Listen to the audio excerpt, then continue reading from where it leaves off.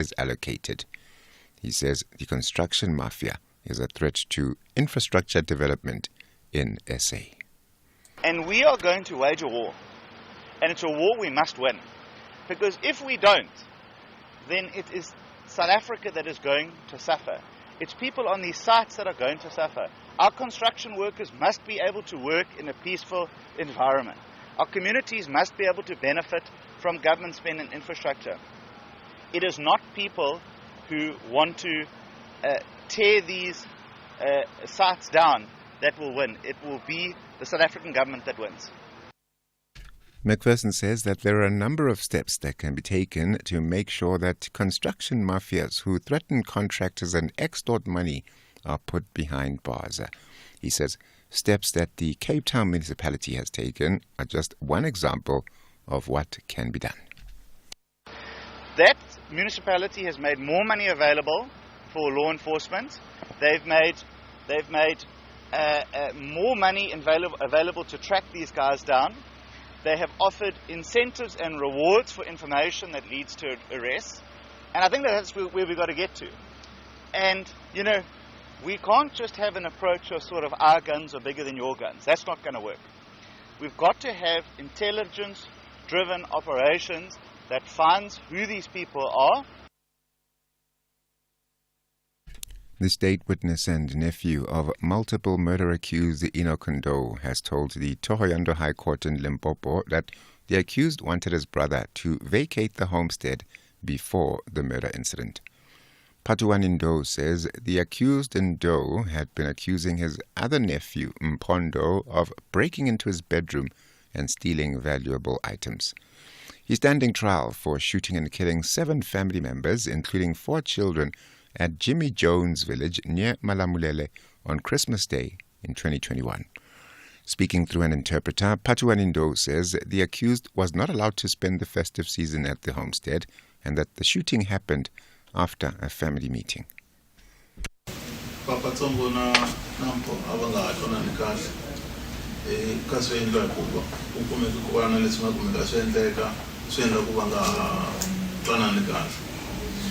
The reason was that they were no longer in good terms since something transpired that caused that situation to be like that. And Israel's leading human rights organization has condemned Israeli prisons for their treatment of Palestinian detainees. The organization says conditions inside Israeli prisons holding Palestinian prisoners amount to torture. Bethlehem's report, entitled Welcome to Hell, contains testimony from 55 recently released Palestinian detainees whose graphic testimony points to a dramatic worsening of conditions inside prisons since the start of the Gaza war 10 months ago. One prisoner, an Israeli citizen, has described how others were treated. They were screaming, the guys, we didn't do nothing. You don't have to hit us. Me, an advocate that have seen the world outside the prison, now I am inside. I see another world.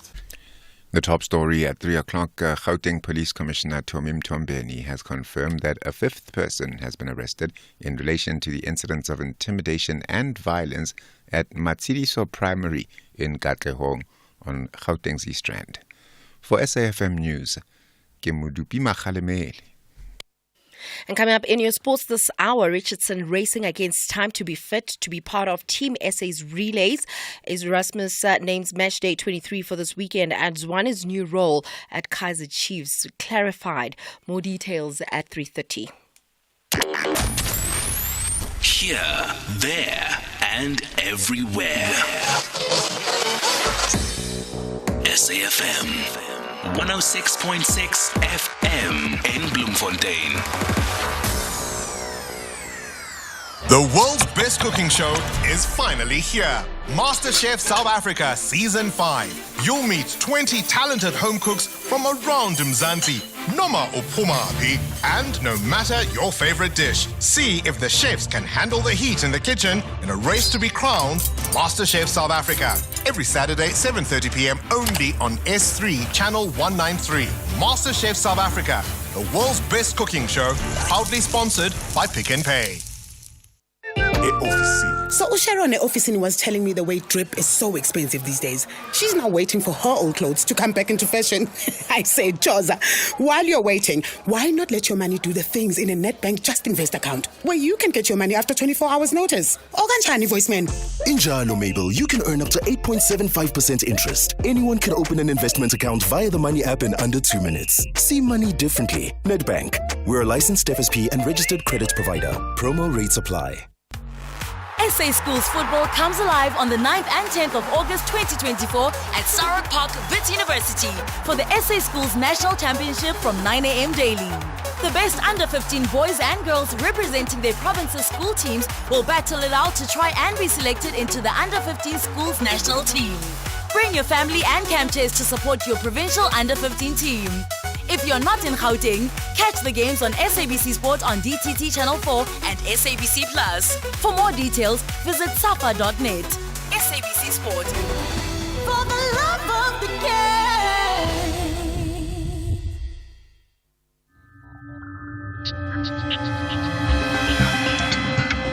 game. The National Pulse with Ashraf Garda on SAFM. You're listening to the National Pulse, weekdays 3 to 6 p.m. And it certainly is the National Pulse. What for you moves the National Pulse today? I can think of 6 of the best issues to listen to the show today. Malema calling on Zimbabwean youth to rise against their leadership. And up to the minute report on Pastor Mboro's church being set on fire. The multi-parties and how they're shaping or reshaping South Africa's politics. The city of Tshwane establishing an innovative procurement system that is a gatekeeper against procurement corruption. What fuels Nigeria's ailing economy and what happens around that. A report back on the final day of the NEC's Lekgotla. And all of that and more. 6 issues. 6 of the best to listen to the National Pulse. But you have your own reasons in terms of what for you, because you drive the National Pulse. So what do you think are the big movers of the National Pulse today? To call in 086 000 2032, and then you can WhatsApp 0614 104 107. And you can also tweet as well as posting on Facebook. And as always, not just give your thoughts, but just tell me where you are. Lots of people like, hey, we're with you, which is just super. If you're brave enough, put a picture of yourself, and always up to it. Just give us a picture of wherever you are, maybe locked in on the dial, with the dial showing SAFM. Great if you do just that, right? I tell you what, I want to pick up on That's My Point issue.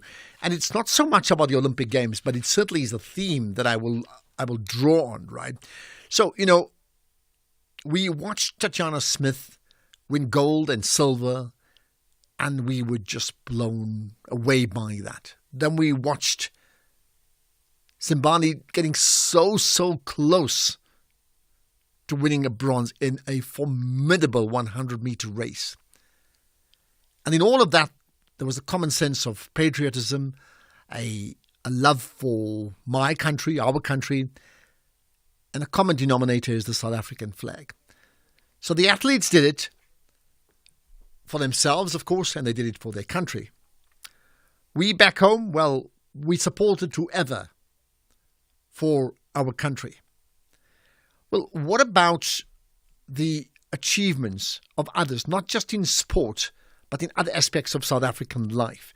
In schooling, in broadcasting, in business, when you build something formidable, when there's an award to be won, do we popularize the concept of, when you win, South Africa wins? And when South Africa wins, we all win. And that's my point to you. Can we show that same level of patriotism outside the sporting arena and do that in all aspects of South African life, and then be very cognizant and intentional about holding on to the South African flag whenever the opportunity presents itself, and just grab hold of the flag and reveal it and reveal our connection to the flag, because then we'll collectively understand that connection between us and the people and us and the flag and what that represents is step one to building a champion nation. And it's not just in sport. We've seen it in sport. It can be done across the length and breadth of our nation. Well, that's my point. What's yours? You're listening to the National Pulse on SAFM. SAFM. SA Women Struggles Journal. Hashtag Women's Month. Celebrating 30 years of democracy towards women's development. SAFM celebrates the power, resilience and brilliance of women. It's Women's Month and we're honoring the incredible contributions of women in our communities, our workplaces and our homes. Join SAFM in recognizing the achievements, strengths and spirit of women everywhere. Let's uplift and empower each other today and every day. SAFM, leading the Women's Month conversation. The National Pulse, weekdays, 3 to 6 p.m. Tell you what, I'd love it if you engage with me on that issue of that I raised with the That's My Point. That means, to what degree are we as patriotic and rally around our flag in other aspects of South African life outside of just sport? So what can we learn from sport to be searching for excellence and to celebrate excellence in all levels of South African society?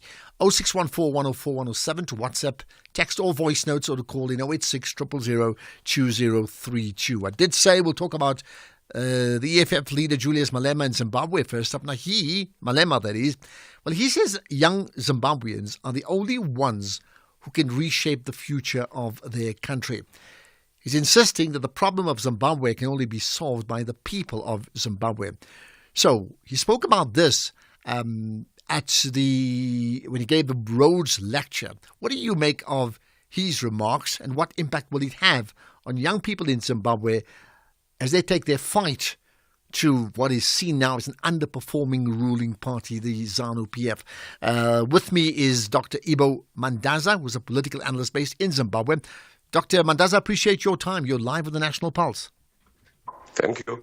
Thank you. Thanks for your time. Right. Okay, let's do this first things first. I'm going to play the sound of Julius Malema's comments, which made in South Africa, the comments, but directed to the young people of Zimbabwe. This is what he said. You need a clear position from SADC which gives the timelines that by this time this should have happened. But otherwise, Mnangagwa is going to come back and he's got nothing to offer at all. So Chiwenga is done. He will not be anything. They used him. So only the power of the youth of Zimbabwe can change the political status quo.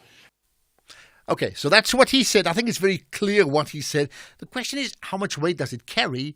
What does it really mean? Who will be listening? So, Dr. Mandaza, what do you think? Well, I think it's correct in his statement, especially with regard to SADC, or the extent to which SADC is no longer fit for purpose. Yes, he's right. People have been talking about this for a long time, that the only thing that can resolve the problem in Zimbabwe is people on the street. But we have a problem, twofold. The first is that the formal opposition, CCC, which formerly MDC, has virtually abdicated, with Shamisa having gone into hiding, literally, saying nothing, not even commenting on the atrocities that are taking place, not even making a statement, completely quiet, even though he had over 2 million votes, and perhaps others say it's 72% of the vote last year.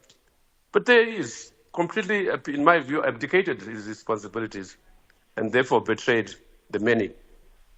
The second problem is that for the people to protest in bulk, mass protests, you need agency.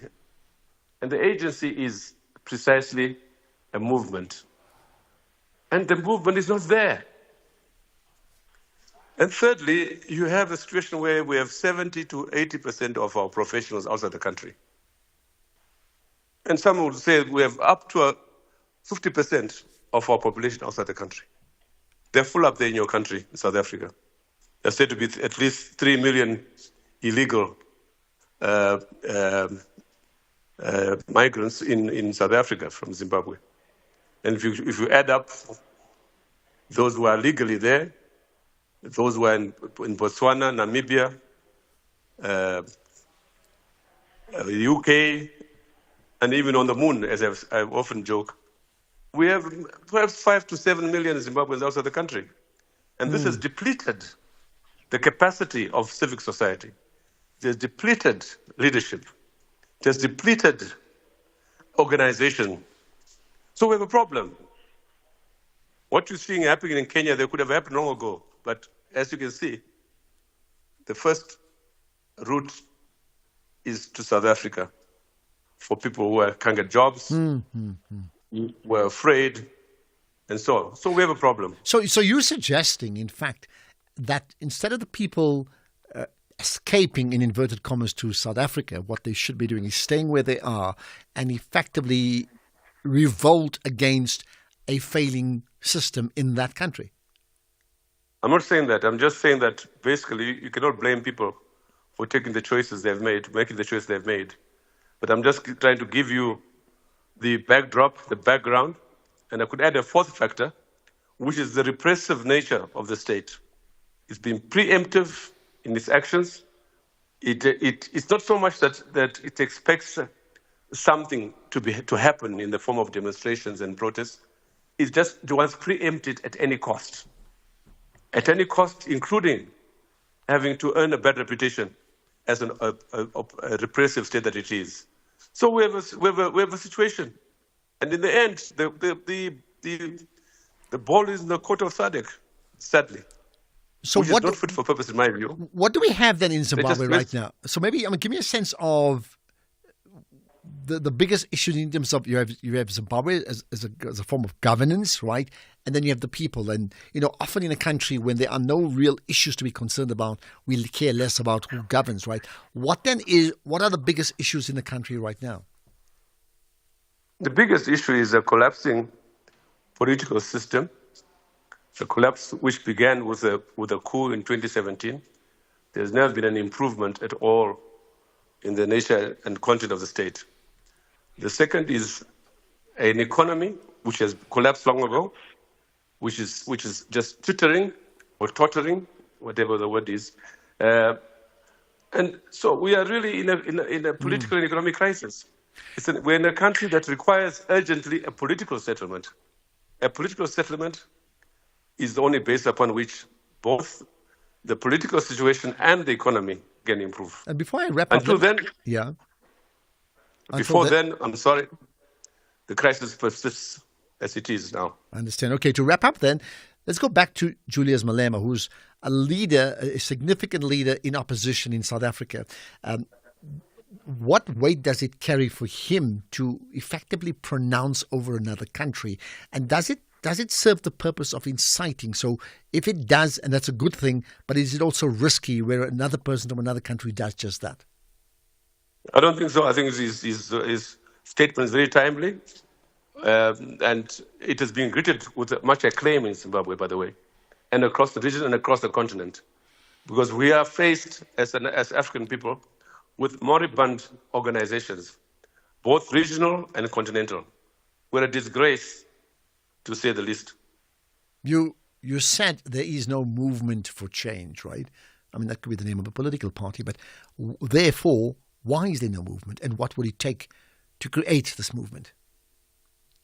There is an opposition in Zimbabwe, but there's no agency in the form of an organized party, because the reason for that, one, the state treats the opposition as an enemy, and in this case, it has virtually vanquished the formal opposition. Virtually, through a combination of repression, buying them out, dividing them, and now what they have is mere Muppets sitting in the parliament. Okay. Let's leave it at that. Dr. Ibo Mandaza, appreciate your time talking about all things Thank you. Zimbabwe. Thank you very much. Thank you. Okay. When Freddie, a troubled woman, is nearly assaulted outside a nightclub, the toilet attendant steps in to help. Baba, a former child soldier, acts with swift, unstoppable brutality. She's entranced. The pair form an instant, intoxicating connection. Something dark within both of them quickly emerges. Soon, they set about exacting revenge on people from Freddy's past. Baba's skill for violence and Freddy's tinge of psychopathy prove a lethal combination. But they are not the only ones on the hunt. We hunt together, Mondays to Wednesdays at 9 p.m. on S3. Starts 24th of July. Channel your best drama with BBC Primetime. Only on S3. Open up. Hey Mike, congratulations on your retirement. Thanks, Andile. Are you preparing for it? Yes, but not just for myself. For you and? For me and my employees. Oh. You know, since we moved to Old Mutual Corporate, their retirement funds have not only been safe and secure, but gaining competitive returns through exposure to diverse investment markets. Impressive. Visit oldmutual.co.za/employee benefits and go from questions to solutions for your employees with Old Mutual Corporate. Old Mutual Life Assurance Company SA Limited is a licensed FSP and life insurer. T's and C's apply. SA Schools football comes alive on the 9th and 10th of August 2024 at Sarah Park, Wits University for the SA Schools National Championship from 9 a.m. daily. The best under 15 boys and girls representing their province's school teams will battle it out to try and be selected into the under 15 schools national team. Bring your family and camp chairs to support your provincial under 15 team. If you're not in Gauteng, catch the games on SABC Sport on DTT Channel 4 and SABC Plus. For more details, visit safa.net. SABC Sport. For the love of the game.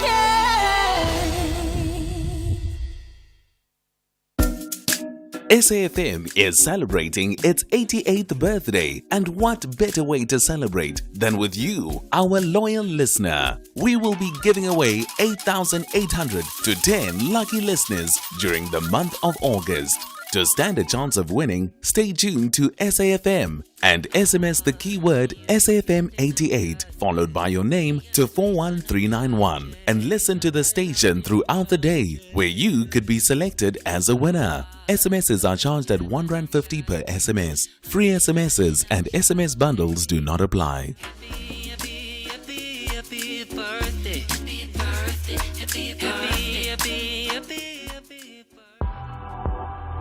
X at SAFM Radio and at Ashraf Garda.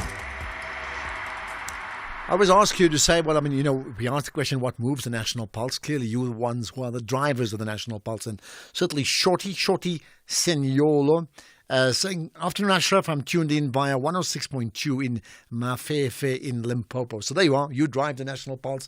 Great that you do that. There's a comment from Lelechu saying, Ashraf, my thought for the day in many, many years is that the ANC, and by extension the government, has enough great policies that just need implementation. These lechotlas plus consultations, they keep seem like an admin list to be ticked as done and not necessarily applied. Anyway, looking forward to the rest of the show as usual. Thanks from Leleto. Well, there you are. Great kind, and feel free to do that, okay? And, okay, we'll get to others as well. And by the way, what do you feel about that conversation with Dr. Ibo Mandaza about Zimbabwe when he said, in fact, we're a disgrace. That's what he said. Right, calls Divine in Pretoria High. Divine High. How are you, Ashraf? Yeah, I'm very good indeed. Good to talk to you. Go ahead. What's your point? Thank you. Yeah, I just want to comment on the situation in Zimbabwe. Ashraf, you know, SADC itself cannot do anything because somebody like Mnangagwa is he came to power after Mugabe and is the same party. The only thing that can sort out democratic principles in Africa is this issue of term limits. If you rule for two terms, then you hand over to another party, or if you win, you can hand over to another member of your political party. Not the same members or the same people ruling for over hundreds of years. I personally come from a country where the president has been in power for over 40 years and above. So it's very, very sad. You understand? So I don't think SADC is going to solve the problem in Zimbabwe. The problem should be the issue of term limits. Yes, according to me. Okay, it's interesting. I mean, South Africa has term limits. Some other countries have term limits. The USA has. Exactly. I know that, for example, Sheikh Hasina in Bangladesh had no term limit. And I mean, you could see what happened to her yesterday, right? Totally driven out of her country, and this is what happens when they appear to be there forever. So, Divine, thanks for that call. Just to add, Ashraf, just to add, when if they say people should go on the streets, Mnangagwa will bring out his troops and they will kill them in their numbers, and nothing is going to happen. Most of these presidents, they meet in summits, they meet in meetings. Why don't they advise their fellow comrades or fellow presidents to vacate when it's time? You understand? So, okay, got that. Thank you for that. Let's get another thought on Zimbabwe. Maybe the broader question. Dr. Ibo Mandaza saying, one, it's a disgrace, saying there's no agency, there's no real movement to be able to change things, and if there is, there'll be such opposition they'd be shot down, whether it's literally or figuratively, meaning that the state security would come in and ensure there is no opposition to that, right? Further opinions. Richard in Cape Town, hello. Hi, how are you doing? Yeah, I'm very good indeed. Go ahead, Richard, your point? I was saying that Dr. Ibo was right. I mean, I'm a master's student and I got trained by 2 Zimbabwean lecturers, right? And those lecturers clearly stated to me that they would never go back to Zimbabwe. And the reasoning was because their skill is not what is looked for. And those guys, mind you, they're in statistics. And I was shocked to hear that. And they said they would rather go elsewhere. One was actually saying that he's going to UK, and he did go to the UK. And I realized that the situation in Zimbabwe would never be sorted out as long as the smartest of the smart are actually running away from their own countries. Well, I mean, that's the conundrum most people face. When you have the brain's trust that's not in the country, then they can't run it. Thanks for that call, Richard. Here's another one, and it's something that I asked as well. Good afternoon, Ashraf. Isn't what Julius Malema doing tantamount to insurrection, treason? Zimbabwe government can actually ask our government to lock him up, hand him over, things like that. I'm just wondering, because I mean, can you imagine if we call on the youth of America or Russia to rise up against their government? What do you think would happen? Mark from Cape Town. Okay, you say Mark, right? Well, it can't be insurrection or treason, rather, because, I mean, he's not a Zimbabwean citizen.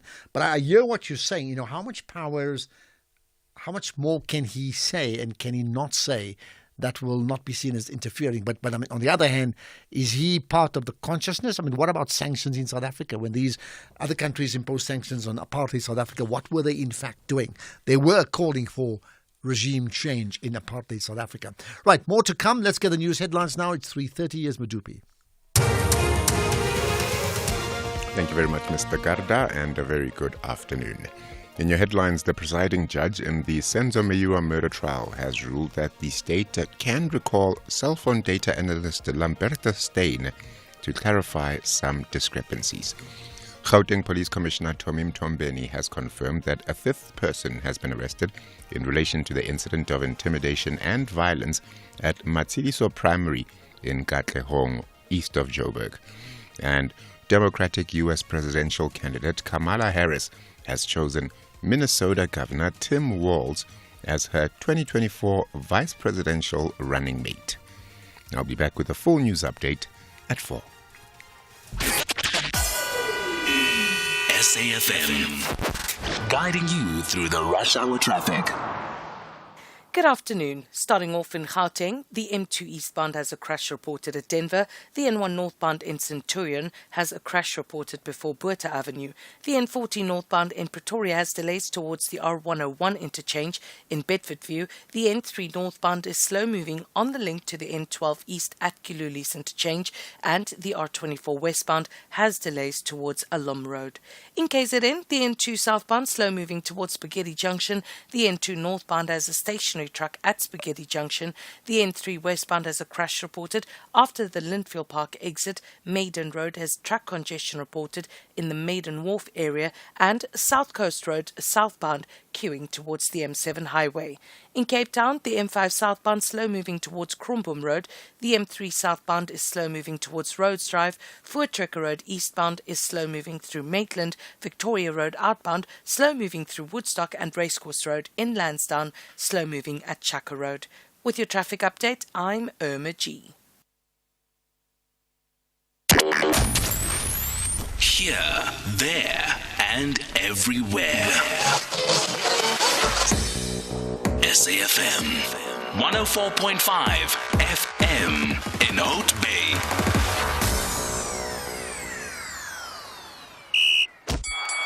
This is SAFM Sports with Tuming Kapele. To me, where are we going to get another medal from? Sure, that's the question to ask.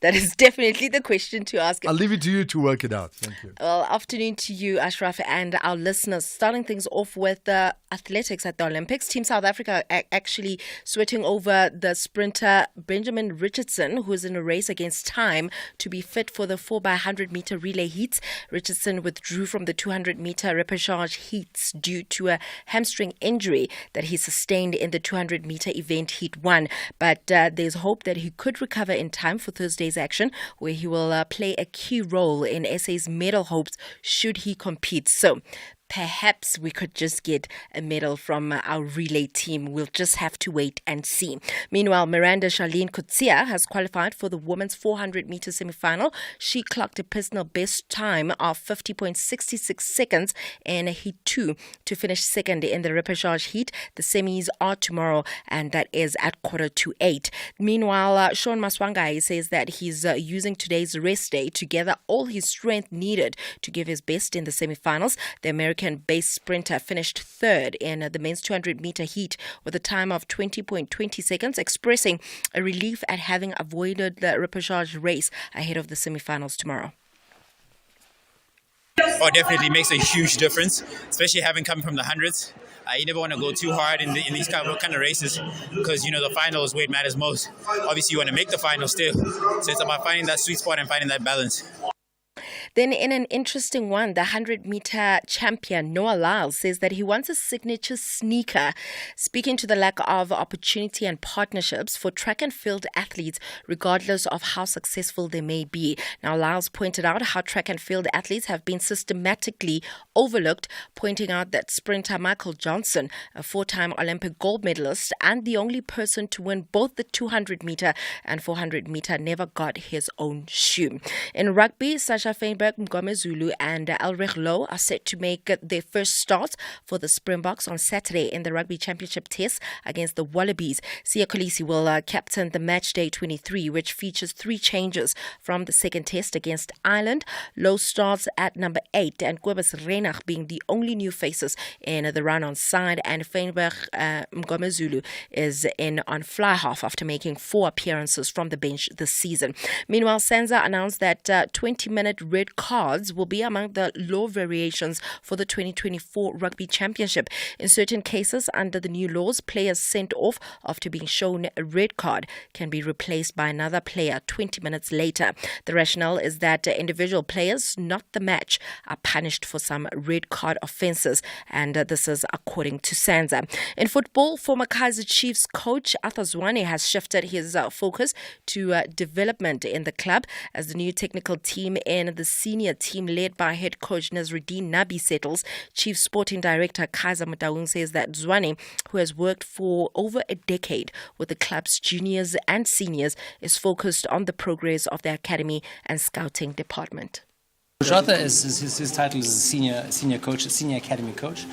His task is very important. I mean, he works with our DDC under 19, under 17, 15 and 13 to be able to provide blanket playing philosophy. So his role and time is spent with each of the groups to make sure that we have uniformity and we're able to continue our progression and pathways for the youth players.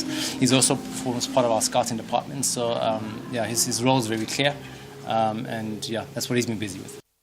Meanwhile, Manchester United defender Lenny Yoro faces 3 months on the sidelines after undergoing successful surgery on a foot injury. The 18-year-old was subbed early in the pre-season friendly against Arsenal last week alongside Rasmus Højlund, who will be out of action for 6 weeks with a hamstring injury. Quite unfortunate that Manchester United are already starting with injuries. However, the new season is going to start. And with that said, it is a wrap from my side. For now, I'll have more in the next hour. So you want to answer that question about where we're going to get the next one? I said hopefully the relay team. No, but that's hopefully. But that's provided. What's the guy's name was injured? Benjamin Richardson. If he's got a hamstring, he's gone, isn't it? They haven't ruled him out as yet. They haven't. They're hoping that he'll be fit enough for Thursday's action. Sure. And then still perform at the highest level and be in the top 3 to win a medal. It's asking a lot of nothing. Understand if he's not fit enough, they're in serious trouble. Basically. You may just get... what's our 200-meter runner? Wade van Niekerk running 100 meters, relay. They need to. But, I mean, he's got to first qualify himself for the semis or rather, the finals. He's got bigger issues. Right, we'll talk more in an hour. Alrighty. Thank you. SAFM 104 to 107 nationwide, leading the conversation. SA Women Struggles Journal. Hashtag Women's Month. Celebrating 30 years of democracy towards women's development, SAFM celebrates the power, resilience and brilliance of women. It's Women's Month and we're honoring the incredible contributions of women in our communities, our workplaces and our homes. Join SAFM in recognizing the achievements, strengths and spirit of women everywhere. Let's uplift and empower each other today and every day. SAFM, leading the Women's Month conversation.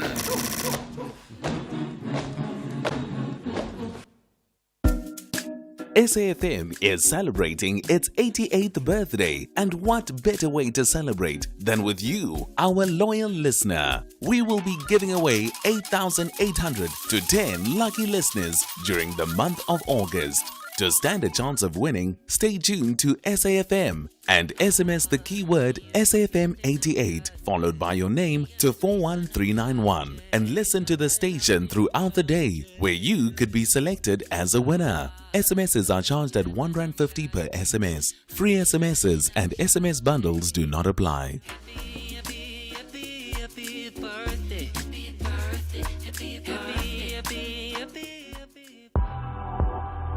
X at SAFM Radio and at Ashraf Garda. Okay, we had a chat. We have lots more things coming up, including a thought leader conversation on the reshaping of politics in South Africa. But we've had this conversation early on about Zimbabwe and Julius Malema's call on the people of Zimbabwe effectively to rise, to effect change in that country. And there's been question marks about his right to do just that and implications. Well, Mpumelelo has a thought on it. Just called in. Good chatting to you. Hi.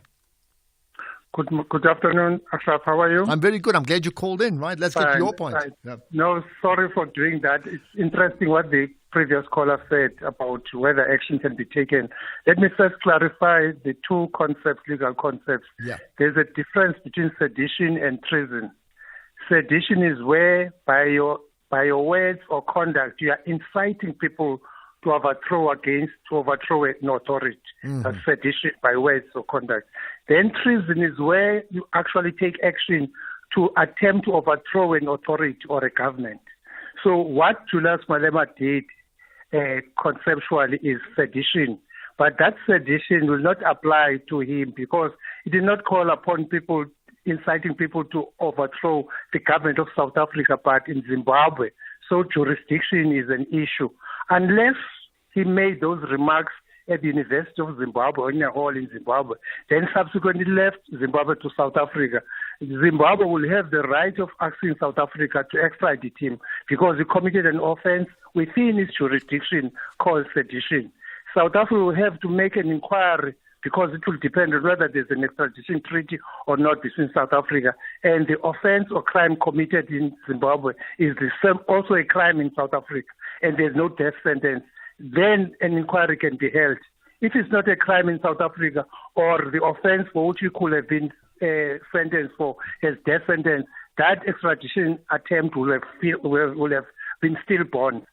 So it's interesting, but he committed here. And he can't be charged in South Africa for sedition because he's not calling for overturning of the South African authority, but in Zimbabwe. Well, I'm glad you called it. You said you apologized for calling in. Never apologize for calling in. I'm glad you did, okay?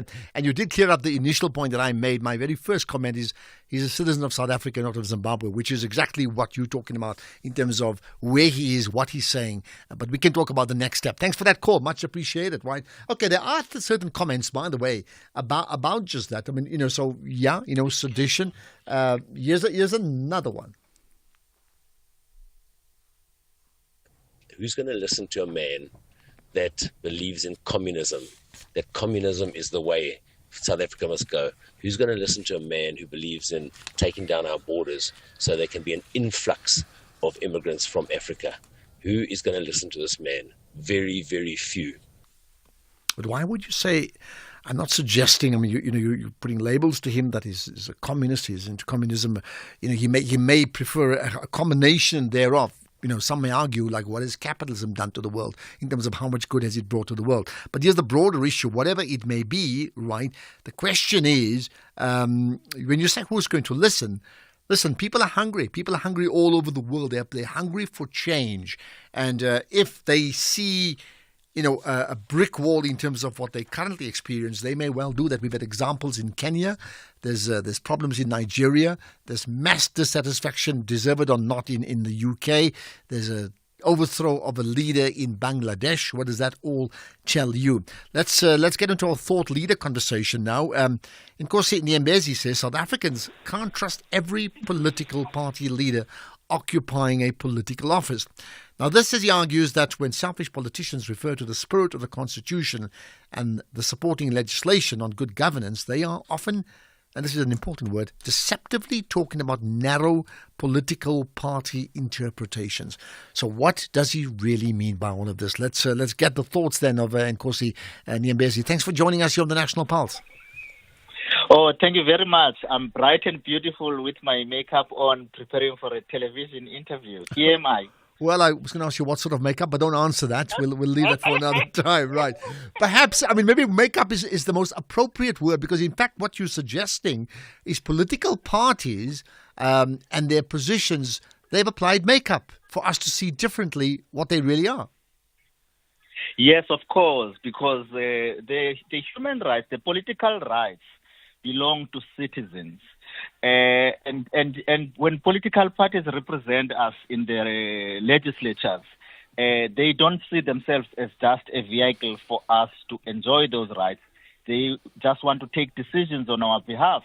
And hence, we see in the proposals on this legislation to stabilize local government that political parties are shaping and bending the proposals in a way that protects their interests, particularly the large parties. So, which parties are you referring to? Well, the ANC, the DA, the EFF, the major players, because this legislation seeks to stabilize coalitions at municipal level. We have seen, especially in the last elections, 2021, that there has been an increase in the number of hung municipalities, necessitating governance by cooperation, coalition governments. But political parties, in entering into coalition agreements, they don't seek to promote the interests of the citizens. They seek to promote their stomachs and their personal interests, the politicians. And so now they want to legislate in a way that is going to entrench that in the name of bringing in political stability. That's not acceptable. Okay, but you also made the point about what you'd call mischievous legislation. Give me examples of that. Well, number one, they say there must be a threshold for a party to get into an executive council. So a 1% threshold. And that's unacceptable because you might find that in some localities, the good voices, the independents, they make up less than 1% of the vote. So they won't get into the executive councils. And number two, they say before you can call for a vote of no confidence in any of the office bearers, you must wait for 2 years after an election. And that too is unacceptable because in an event where you have office bearers and a party that is stifling progress, you might be trapped in that situation until after 2 years before you can initiate a vote of no confidence.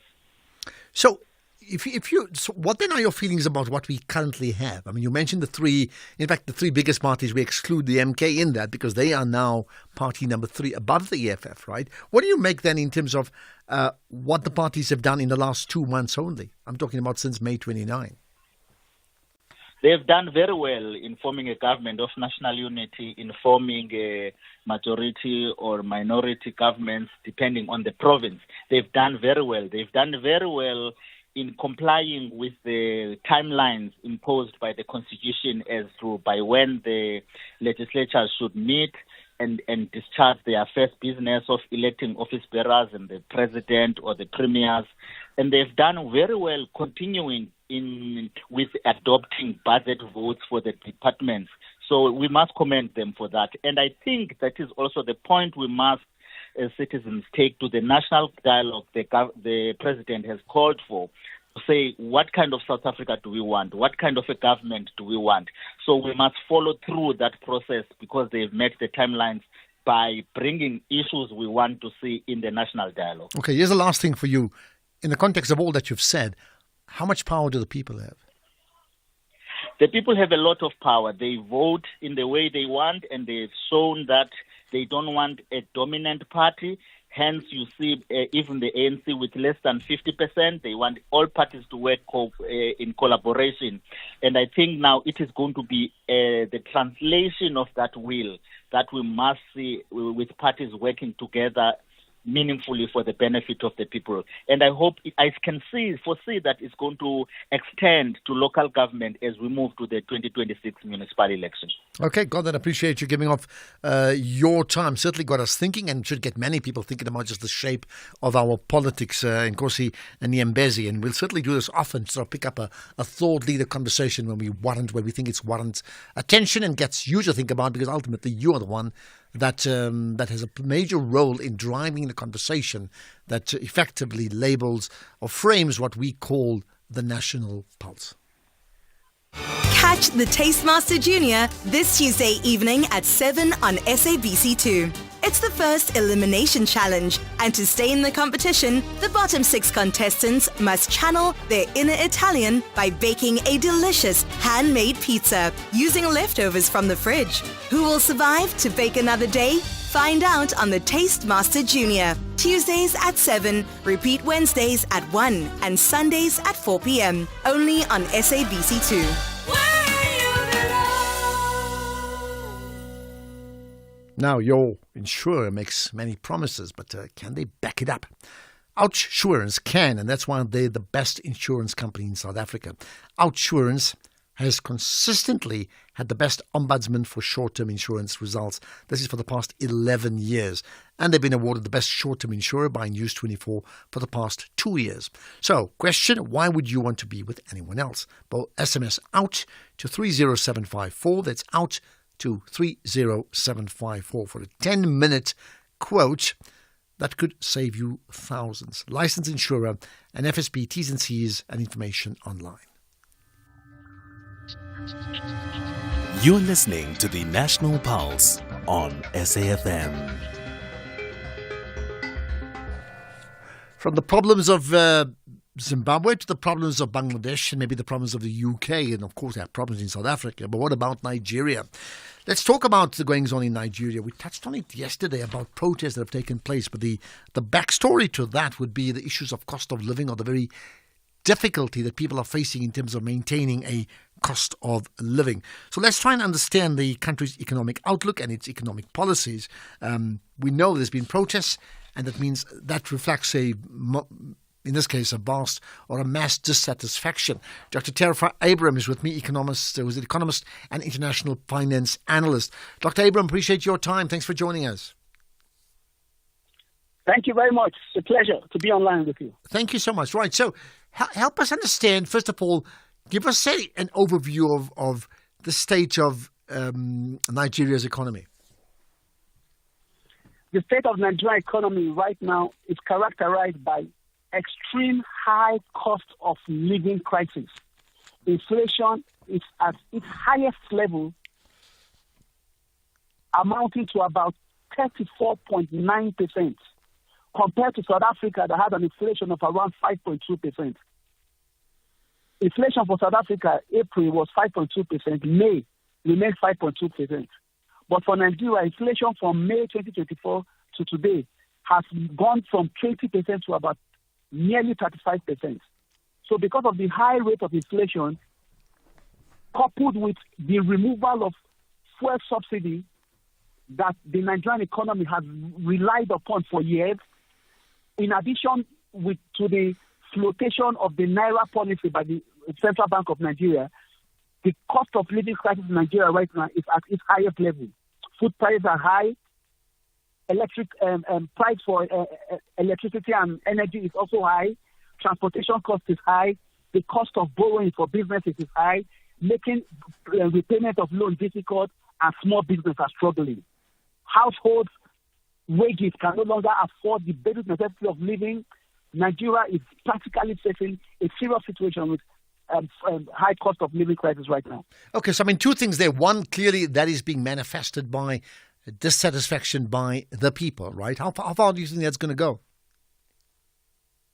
Yeah, so the people, following our 2023 elections, the people expressed their choice clearly that they wanted a candidate that is different from the ruling party, which is the APC.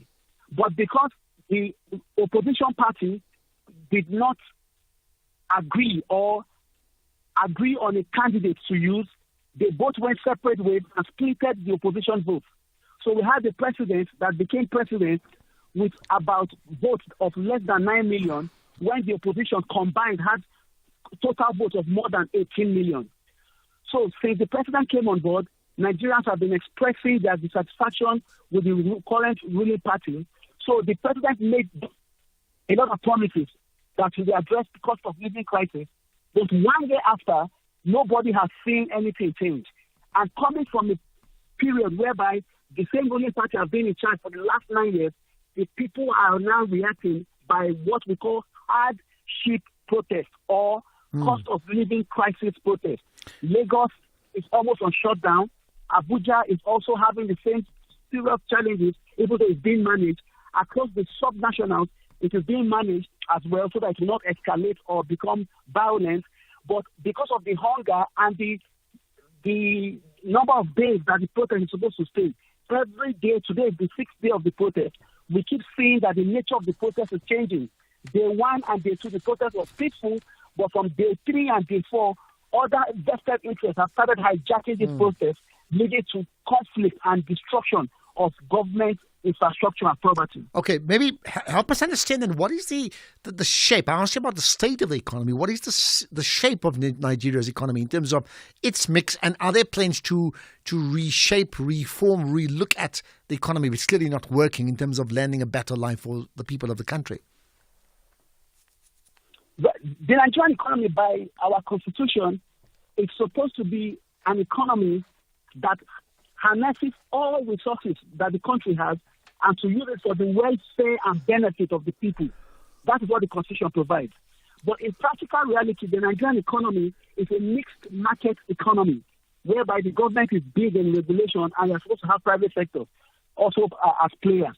But because of the high cost of borrowing and the difficulty of private sector firms operating in an environment that is business friendly, we still have a situation where government dominates even the business environment.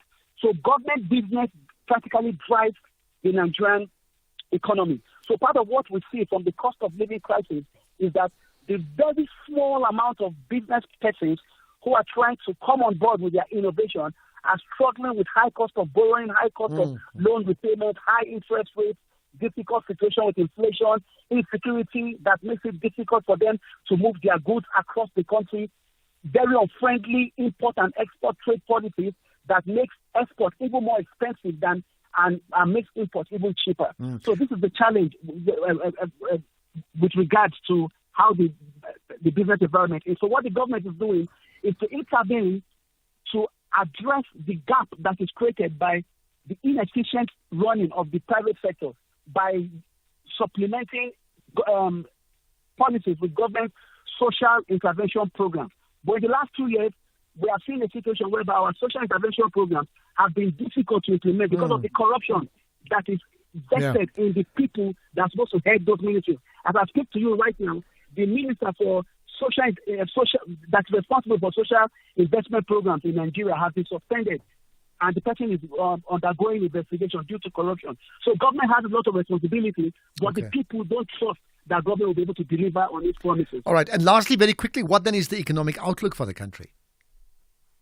The economic outlook for Nigeria right now is that our economy is growing below the projected rates. Inflation has also gone above the targeted inflation rate. Our exchange rate is also very uncertain and unstable. So what we have is that we have a situation whereby macroeconomic indices from inflation, real GDP, exchange rates, crude oil price and production are very unstable. The only thing we have going for us as a country right now is crude oil price, because Nigeria still remains a big player in crude oil export. All right, and that's where we're going to leave it, Doctor. That's where we leave it. Appreciate your time, Dr. Terfar Abraham, commenting on issues going on in Nigeria. You should be concerned about that. Let's talk about the Senzo Meyiwa trial. There's an update on that next. You're listening to the National Pulse on SAFM. SAFM. Right, so we're back to the issues around the ongoing issues of the murder of the 2014 murder of the Bafana captain Senzo Meyiwa. Pearl Magubani for the SABC has been reporting on that case. Pearl, good chatting to you. Hi. Good afternoon, Ashraf, and to the listeners. Thank you. Give us an update in terms of what is developed today. Well, today we had an application from the state to recall one of the witnesses, a software data analyst by the name of Colonel Lamberto Steyn. He had retired, and the state felt that he needed to be called back because of previous witnesses that contradicted parts of his testimony. They made this application, and the judge felt that it's okay for him to come back and rectify the transgressions or so-called misinformation that has been picked up by the defense. Okay, and how significant do you think that will be in terms of these conversations? Well, these two calls or data we're referring to is an alleged communication between Kelly Khumalo and one of the accused. So it's alleged from saying that they communicated twice in August and October prior to the murder. However, when we had a different witness from Vodacom looking through her data, Pinky Veithelingam, she could not confirm this data and instead referred to different numbers that belong to other people. So, and also the format issue came to light as Pinky Veithelingam saying that she was using PDF, and that evidence presented was on Excel, so she doesn't know how it was altered. There were allegations as well of interference or tampering by the state. So it's just to clarify, the state felt that these are serious allegations, and he should come forward just to tell us what led to this misinformation. Okay, we want to news. Any final comment that you think that needs to be shared? The new documents that he supplied today, so we're supposed to commence tomorrow morning.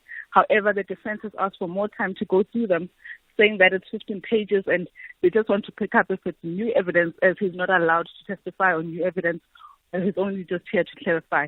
So they've been supplied with these new documents. They're going to go through them and be back on Monday. Perfect. Thank you for your time. As always, the SABC reporter covering the Senzo Meyiwa case, Pearl Magubani. Thanks for that. Right, let's get the news now. It's 4 o'clock. In the hot seat is Madupi Makhalemele.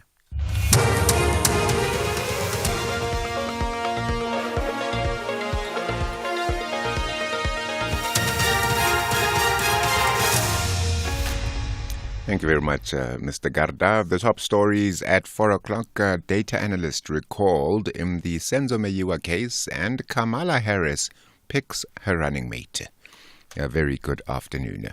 The presiding judge in the Senzo Meyiwa murder trial has ruled that the state can recall cell phone data analyst Lamberto Steyn to clarify some discrepancies. 5 men are on trial at the High Court in Pretoria for Meyiwa's murder. The Bafana captain was shot and killed in 2014 in Vosloorus on Gauteng's East Strand. Steyn had previously testified that singer Kelly Khumalo, who was Meyiwa's girlfriend at the time, was in communication with one of the accused prior to the murder. Pearl Magubani has more. Retired cell phone data analyst Stein previously testified about 2 alleged phone calls between Khumalo and Ntuli on the 2nd of August and 15 October 2014.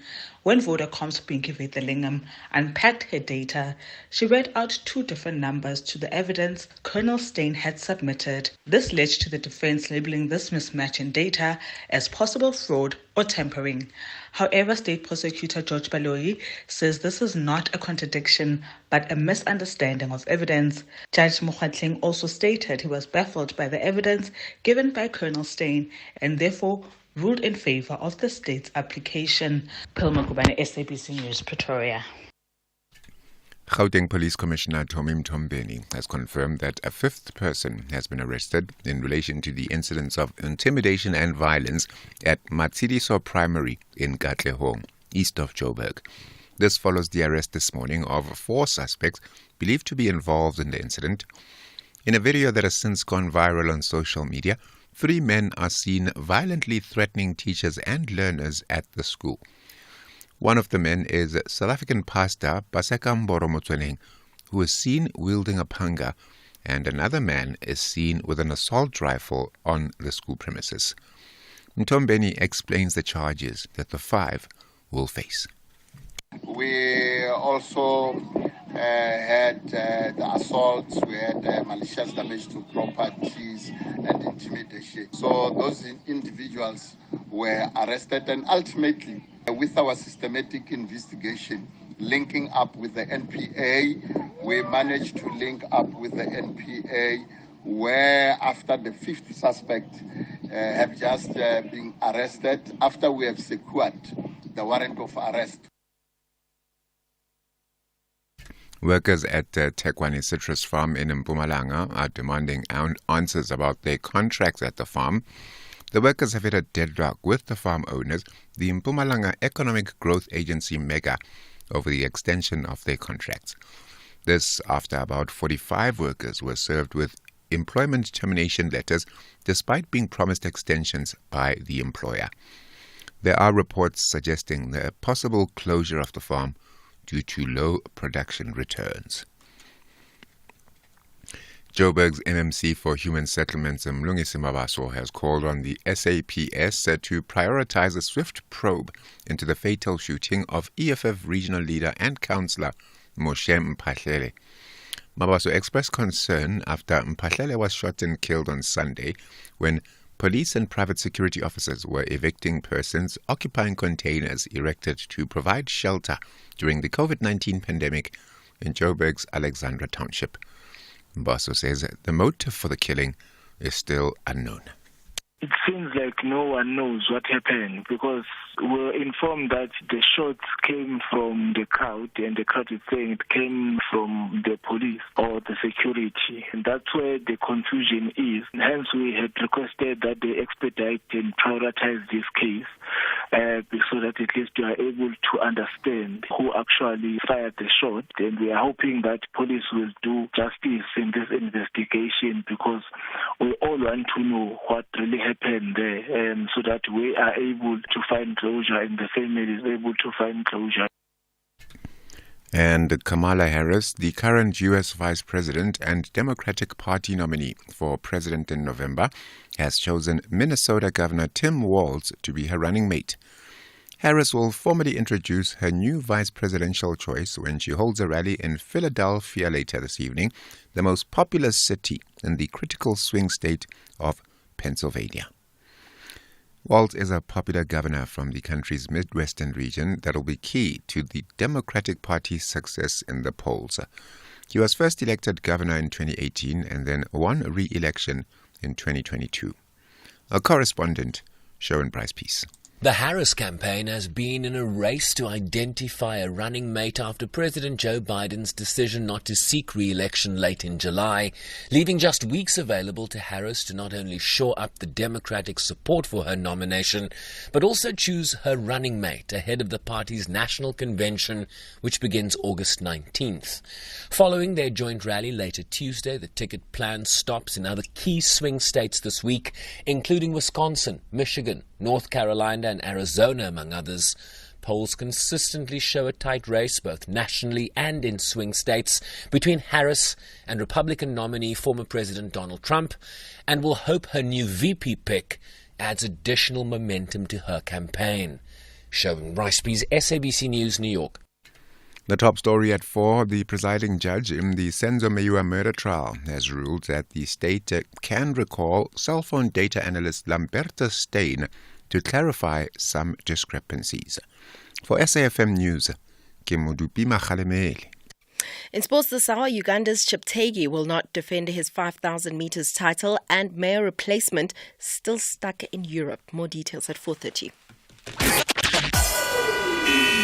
SAFM, guiding you through the rush hour traffic. Good afternoon. Starting off in Gauteng, the M1 southbound in central Johannesburg is slow moving towards Crown Interchange. The M2 eastbound has a crash before Cleveland Road exit. The N3 southbound in Spruitview has delays reported towards the Leondale Road exit. In Pretoria, the N14 northbound has delays towards the R101 interchange, and Eskempahleli Drive northbound has delays towards Moot Street. In KZN, the M7 eastbound queuing towards Bluff Road, the N2 southbound slow moving towards Spaghetti Junction, the N3 westbound has a crash after Linfield Park exit, Maiden Road has truck congestion reported in the Maiden Wharf area, and South Coast Road southbound queuing towards the M7 highway.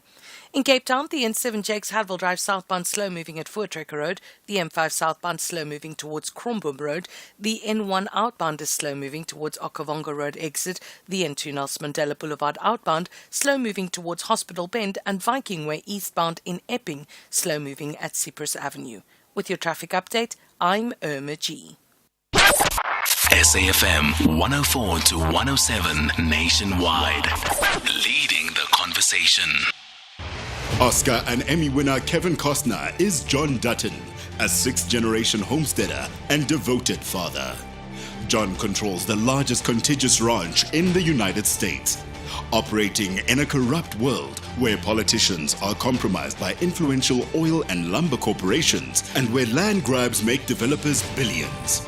Shifting alliances, unsolved murders, open wounds, and hard-earned respect puts Dutton's property in constant conflict with those it borders, an expanding town, an Indian reservation, and America's first national park.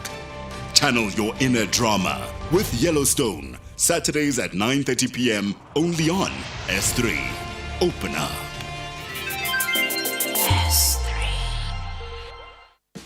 AVBOB is sharing mutual value with AVBOB members like never before. Introducing AVBOB Member Rewards. Qualifying AVBOB members now enjoy even more benefits. Don't miss out on your chance to get rewarded. Visit the AVBOB website to learn more, or simply register on the AVBOB self-service portal at selfservice.avbob.co.za to opt in, or visit your nearest AVBOB branch for assistance. SA Schools football comes alive on the 9th and 10th of August 2024 at Sarah Park, Wits University for the SA Schools National Championship from 9 a.m. daily. The best under 15 boys and girls representing their province's school teams will battle it out to try and be selected into the under 15 schools national team. Bring your family and camp chairs to support your provincial under 15 team. If you're not in Gauteng, catch the games on SABC Sport on DTT Channel 4 and SABC Plus. For more details, visit safa.net. SABC Sport. For the love of the game.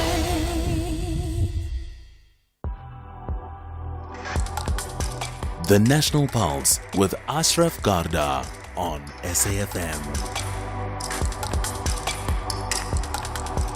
You're listening to the National Pulse. Weekdays, 3 to 6 p.m. Right, keep the calls coming, keep the WhatsApps going as well, and certainly keep those social media posts on Facebook as well as on the X Twitter platform going as well, on whatever it is you think are the biggest issues that moves the National Pulse today. 0614 104 107 on WhatsApp to call in 086 000 2032. And as always, you get people who are commenting about where they are with a picture of their dial locked onto SFM. Great if you do that. You can WhatsApp it. And by the way, talking about WhatsApp, we have a new WhatsApp channel. Okay, so if you're a regular listener, as you are, right, and you want alerts to the channel, just WhatsApp us right away to say, connect me to the WhatsApp channel, the new National Pulse WhatsApp channel. Well, there you are. You know what to do. Right, let's get on to other issues. Any further comments about some of the things we've raised? Nigeria, Zimbabwe, what to do about Zimbabwe, the comments of the EFF leader Julius Malema about just changes in Zimbabwe, and the people, the youth in particular, needs to look at their role in that country. But that's clearly not all. Let's get back home.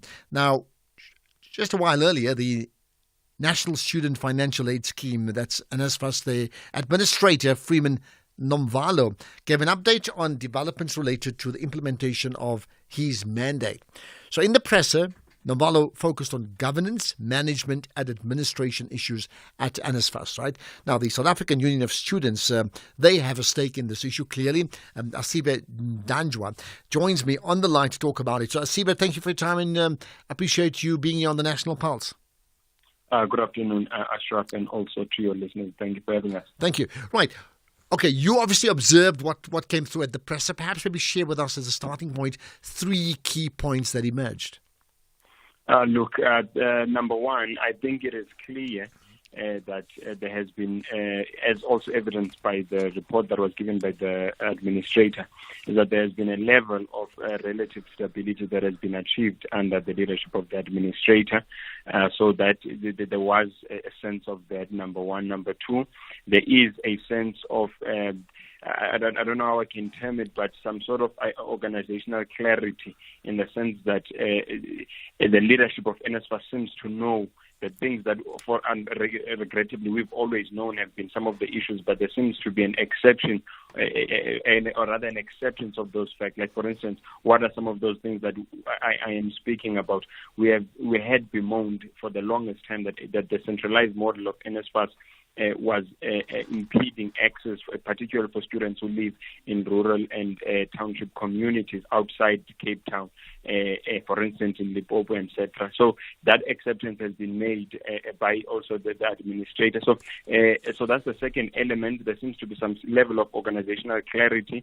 And then the third element that we saw, obviously, has been a realignment between some of the issues that we have been bemoaning for the longest time, and a commitment to dealing with those things. Like, some of them, they've even already delivered on those. Like, for instance, take the direct payment system. We had said the monies must come directly from NSFAS to students. Now, as we speak with college students, their monies is paid directly to their accounts, bank accounts from NSFAS. So those are probably some of the 3 things that for us are huge takeaways at NSFAS. And although it's not everything, but it signals to us that indeed there might be a light at the end of the tunnel. Okay, let's pick up as we go through the 3 points. You talk about relative stability. Why do you think that's the case now? Look, there has not been any, it's one little indicator, there has not been any disruptions or any student protest or any disgruntlement, particularly as it pertains to allowances, since this administration under Mr. Nomvalo has been. In effect, the payment of allowances has exactly been in line with that which we have long said it must be done. So one of the key mandates of NSFAS is to give support to the students of the poor and the working class during their academic pursuit. So when you are able to pay allowances on time successively and consistently, as you have for the last few months, that in itself is a huge indicator of stability within the scheme. So that's number one. Number two, as we say, from the statement itself, it's transparent. Number one, that in itself is also an indication of stability. It is transparent of the challenges. It is transparent of the timelines. So there's a clear understanding of where the scheme is at. Okay. And we have not seen any, as relative obviously as this indicator is, we have not seen any, even in the media, any allegations, it be pertaining to corruption. Long may that continue, right? Long may that continue. Let's talk about, you spoke about the centralized model that needs to be decentralized. So practically what's going to happen now? Look, they've put together a team, which is, we're cautiously optimistic because that was the commitment also of the previous board as it pertains to that. The point here is this, Ashraf, that NSFAS is on the tip of the country in Cape Town, and that the majority of its beneficiaries are spread across the country all the way up to Giyani in Limpopo. And that when students have an issue, the one thing that has collapsed at NSFAS, for instance, is its communications. You can't even get through to their call centers, etc. So this has left students stranded when they have issues, that they don't have access to NSFAS. NSFAS is a figment of their imagination when they have challenges. They have absolutely no contact point. That is critical in terms of dealing with issues of access. And also we know that the majority of rural communities don't have access to internet. So that in itself is an impediment. So when you have physical access points of NSFAS in regions, at the very least in every province, that would go a long way in terms of the decentralization model of NSFAS. Okay, then the other part about payment being made to the bank account of the learner, is that correct?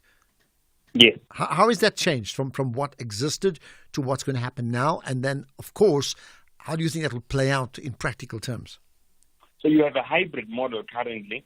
The first one is that students that are in colleges, in TVET colleges, their money is processed directly from NSFAS, and from NSFAS it goes to their bank accounts.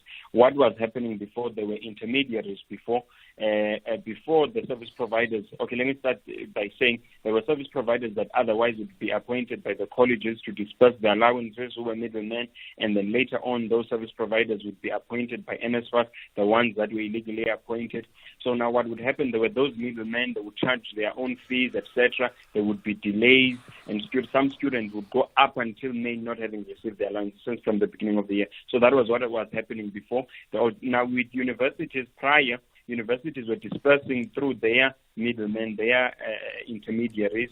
NSFAS would pay to the universities. The system was working relatively, although it was open, there were issues of corruption and sometimes issues of inefficiency, but it was better than the system of the service providers that were appointed at NSFAS that have since been abolished. So now the system has gone back there, and there's a commitment from NSFAS, the current leadership, that ultimately by the end of this year, even those students in universities should be getting their money directly from NSFAS. So overall, out of 10, what would you give it right now, based upon what you know now? The payment system would give it an 8 out of 10, probably even a 9 out of 10. It's doing very much better than it has been in the last few months. That's just outside the gold medal stakes, if I can throw in an Olympic analogy.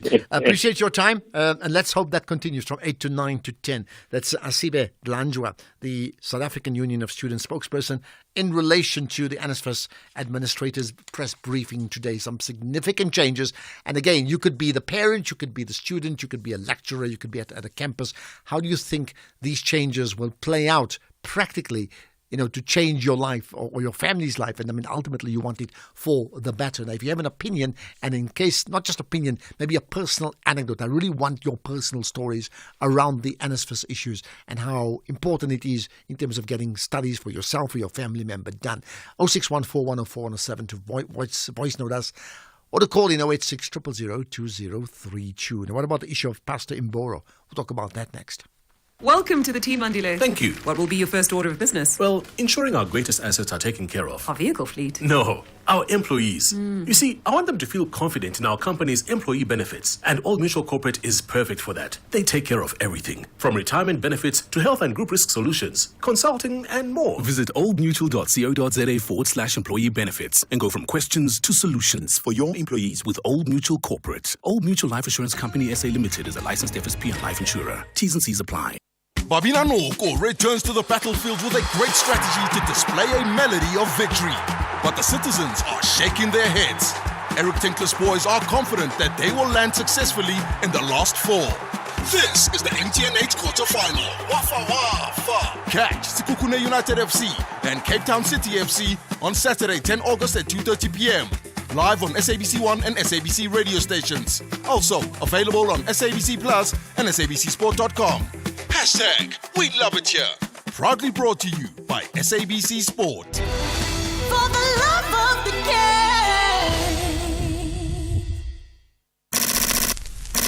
game. SA Women's Struggles Journal. Hashtag Women's Month. Celebrating 30 years of democracy towards women's development, SAFM celebrates the power, resilience and brilliance of women. It's Women's Month, and we're honoring the incredible contributions of women in our communities, our workplaces and our homes. Join SAFM in recognizing the achievements, strengths and spirit of women everywhere. Let's uplift and empower each other today and every day. SAFM, leading the conversations that move us. X at SAFM Radio and at Ashraf Garda. I'm just thinking, are you part of the residents of Cape Town concerned about some of the rules that are affecting Airbnbs around the world, in fact, and some suggestions around Cape Town? If that's the case, and if you have an opinion on this, then I certainly want to hear about it. One of the biggest issues overnight undoubtedly has been the issues concerning Pastor Paseka Mboro. Around the attack of a school, then an arrest, and then a church satellite. It's all been very, very dramatic. Let me just give you the background. A church burned to the ground earlier today after a group of school kids marched to its premises in Katlehong, right? Now, these school children descended on the church with community members in protest against Mboro's violence acts that were caught on video and were shared extensively at the Katlehong school yesterday. So let's understand what's happened today, and if there's any further comments about what sparked all this off today and yesterday. We have with us the SABC News reporter, Simpiwe Mabena. Thank you for your time and joining us here live on the National Pulse. Good afternoon to you and your listeners. Thank you. So, I mean, dramatic day today, isn't it? I beg your pardon? I said a dramatic day today. It was indeed. Tell us more in terms of what your understanding of what actually happened today. We went to Katlehong. When we got there, we found incredible happenings ministry set alight, which it is believed that is Pastor Mboro's church. Unfortunately, we got there late. So, because we were working on some other things. However, when we got there, we found that the fire was already put out. The church was burnt to the ground. And this was following the viral video that is currently circulating on social media that showed Pastor Mboro and other two men armed at the school. The reports are they were going to forcefully take one of the men's children from the school. Okay, in terms of the church being burnt to the ground, I take it there were no casualties, right? Nobody was injured, right? Nobody was injured. All right. Did you get to speak to, so you didn't see the actual fire, did you get to speak to, the people around the church, the residents, some of the parents, the students, in terms of their understanding of what has happened? Perhaps they could have been one of those who assisted in the burning of the church? I managed to talk to some of the community members. You could tell that they are fed up, or the community says they are tired. This is apparently not the first time Mboro participate in vigilantism activities. And what did they say, if you spoke to some of them, if you can share, about what happened yesterday?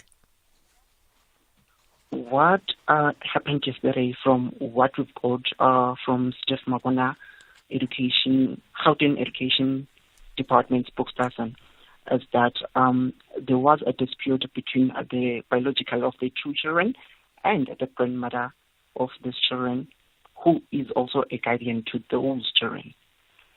So it's more like they're fighting over custody. Mm-hmm. And now that the church was burned down in anger, did you get a sense that some people are feeling like it's good we did it, or there was some remorse to say, what have we done? Meaning, has there been opposition to those who burned the church down? Because there are legal issues around it. I mean, it's arson. We only have the community that says we are tired. So some of them, they were saying, you know what, we are tired of Umbaro, he should go. For now, the police all confirmed for us that there are only 5 people arrested, and they should be appearing in Palm Beach Court tomorrow. And these are people arrested because of the burning of the church? No, the people arrested are those in participation to what's happening on the viral video. I understand. So nobody arrested for the burning of the church today? For today, no. Okay, that's where we're going to leave it.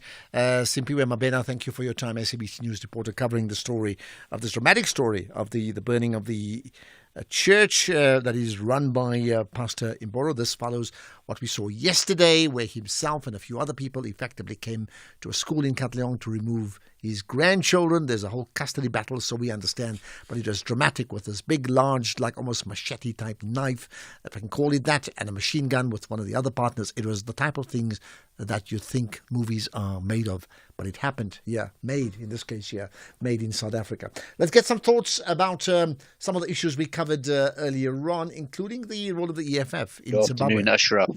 Sorry, it's Mark from Cape Town here. Just to follow on to my previous question, and you played my voice note, the EFF have got branches in other African countries. So what are they actually doing there? Are they trying to rally up the people, the youth? What are they actually doing there? Okay, got that. Well, I mean, it's a question. I would think they're trying to influence those, maybe to create branches and political parties in those countries. But let's see what plays out. Further thoughts regarding some of the issues we've raised. Bongi Nkosi, who's a member of the National Assembly, calling in. Appreciate your time. Thanks for joining us. Good afternoon, Ashraf, and good afternoon, SAFM listeners. Thank you so much. Right, you have a view. Go ahead. Now, I wanted to react to Dr. Nyembezi in what he was talking about when he said, the bigger parties are not representing the people. Yeah. And I find that strange because he contradicted himself. He is saying that the parties who receive less than 1% must form part of the executive, and yet they were rejected by the voters. And then he claimed that it's the bigger parties who do not represent the voters, and yet the voters gave a mandate to those parties. I mean, so I disagree with him. If you get less than 1%, it means the majority of voters, don't want you. And therefore, this notion that because people are sounding better according to who?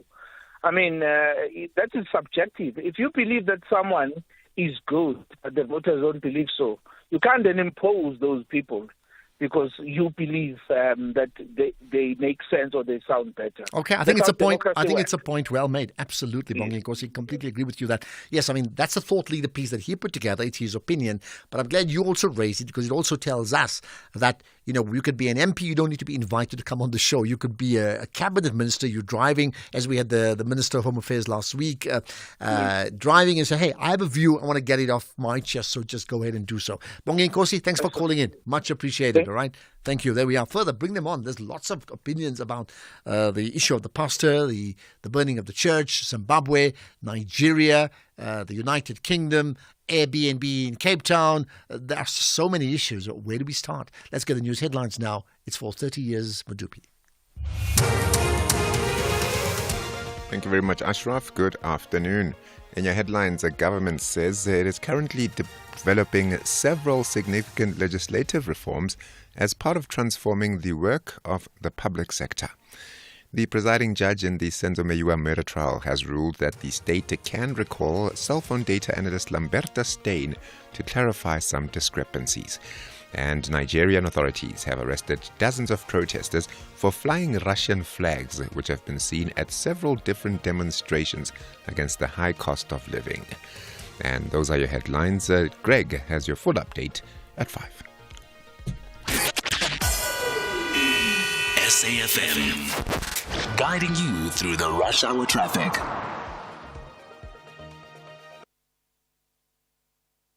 has a crash before the Cleveland Road exit. The N3 northbound in Bedfordview has a crash on the link to the N12 East at Gululi's interchange. Rivonia Road northbound in Sunninghill is queuing towards Witkoppen Road. Witkoppen Road in Paulshof is slow moving between Stonehaven Road and Achter Road, and the N1 northbound in Centurion has a crash before Botha Avenue. In KZN, the N2 southbound is queuing towards Spaghetti Junction, the M7 eastbound queuing towards Bluff Road, and Maiden Road has truck congestion reported in the Maiden Wharf area. In Cape Town, the M3 Philip Hosanna Drive outbound queuing towards Hospital Bend. The N1 outbound is slow moving towards the M5 Kuburg interchange.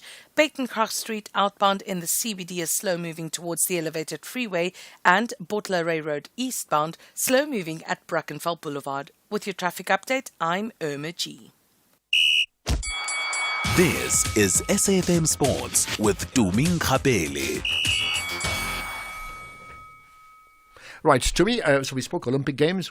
Can we continue talking about the Olympic Games? Yep, we're talking about Olympic Games in terms of athletics. Uganda's Joshua Cheptegei, who won gold in the 10,000 meters last week, will not defend his 5,000 title as he focuses on recovery. The withdrawal means that Cheptegei will not have a shot at becoming the third man in history to win back-to-back Olympic golds in the 5,000 meters, like the likes of Mo Farah. And he was scheduled to compete in the 5,000 qualifiers tomorrow morning.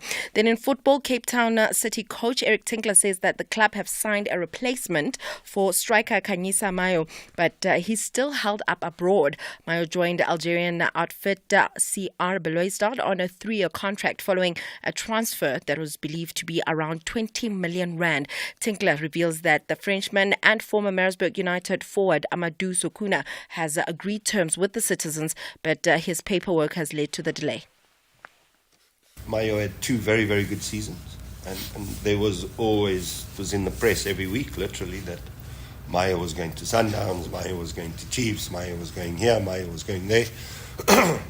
So, and I said this before, as a club, we'll never stand in the way of a player progressing and bettering his life, you know. So we've always had to be aware of that situation, and, you know, a lot of people assume we done our scouting lastminute.com, but you know, we started our scouting a long time ago in terms of who we want to bring in, who fits the profile, who has the personality, who has the characteristics, and you know, so we have a replacement for him, which unfortunately right now can't get in the country because he's banned, but we're hoping to resolve that situation as soon as possible.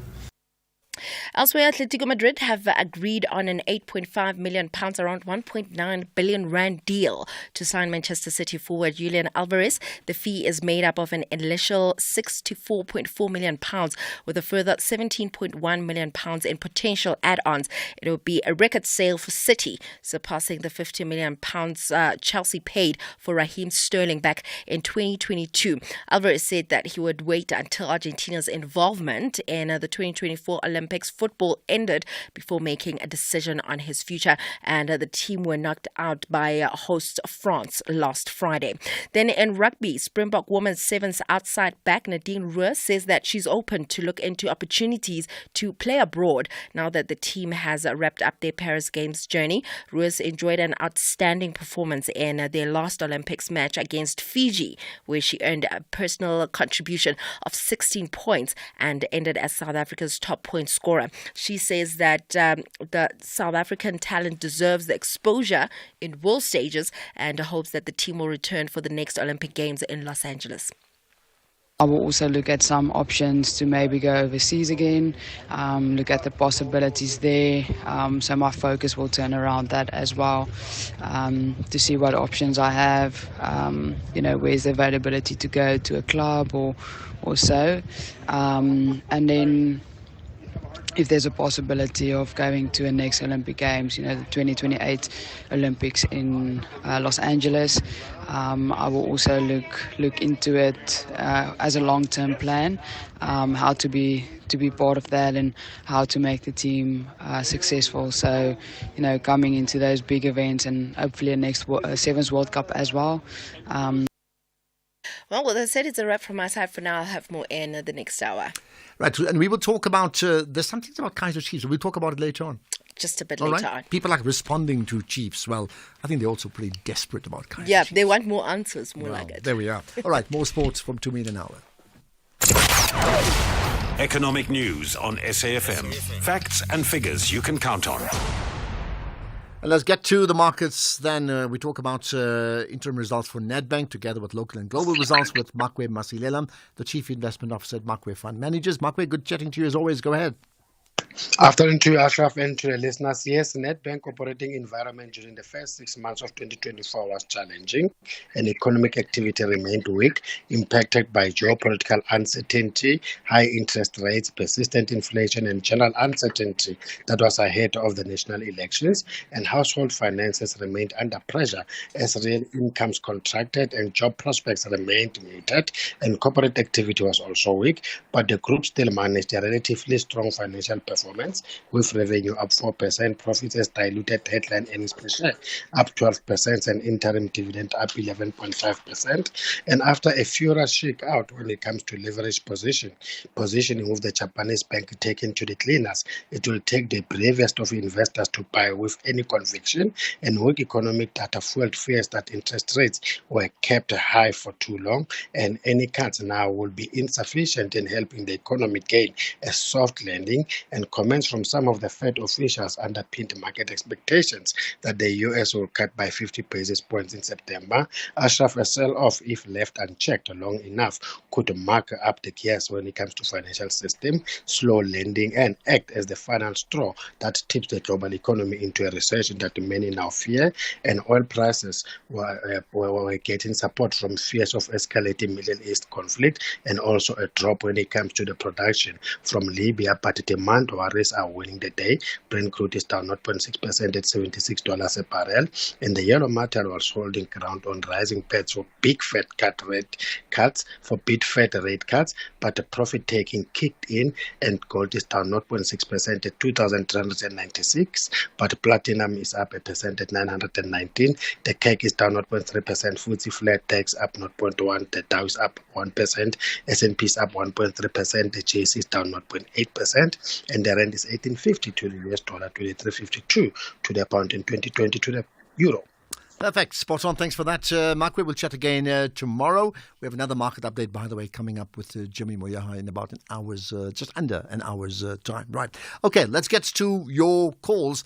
And, you know, that question, not just about Zimbabwe, but I'm just making the point. Julius Malema is saying Zimbabwean youth must rise. You think what? You think what of the burning of the church? You think what of Nigeria's problems? You think what of ANSFAS?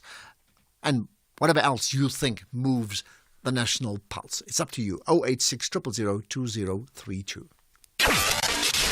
Across South Africa, online and on radio.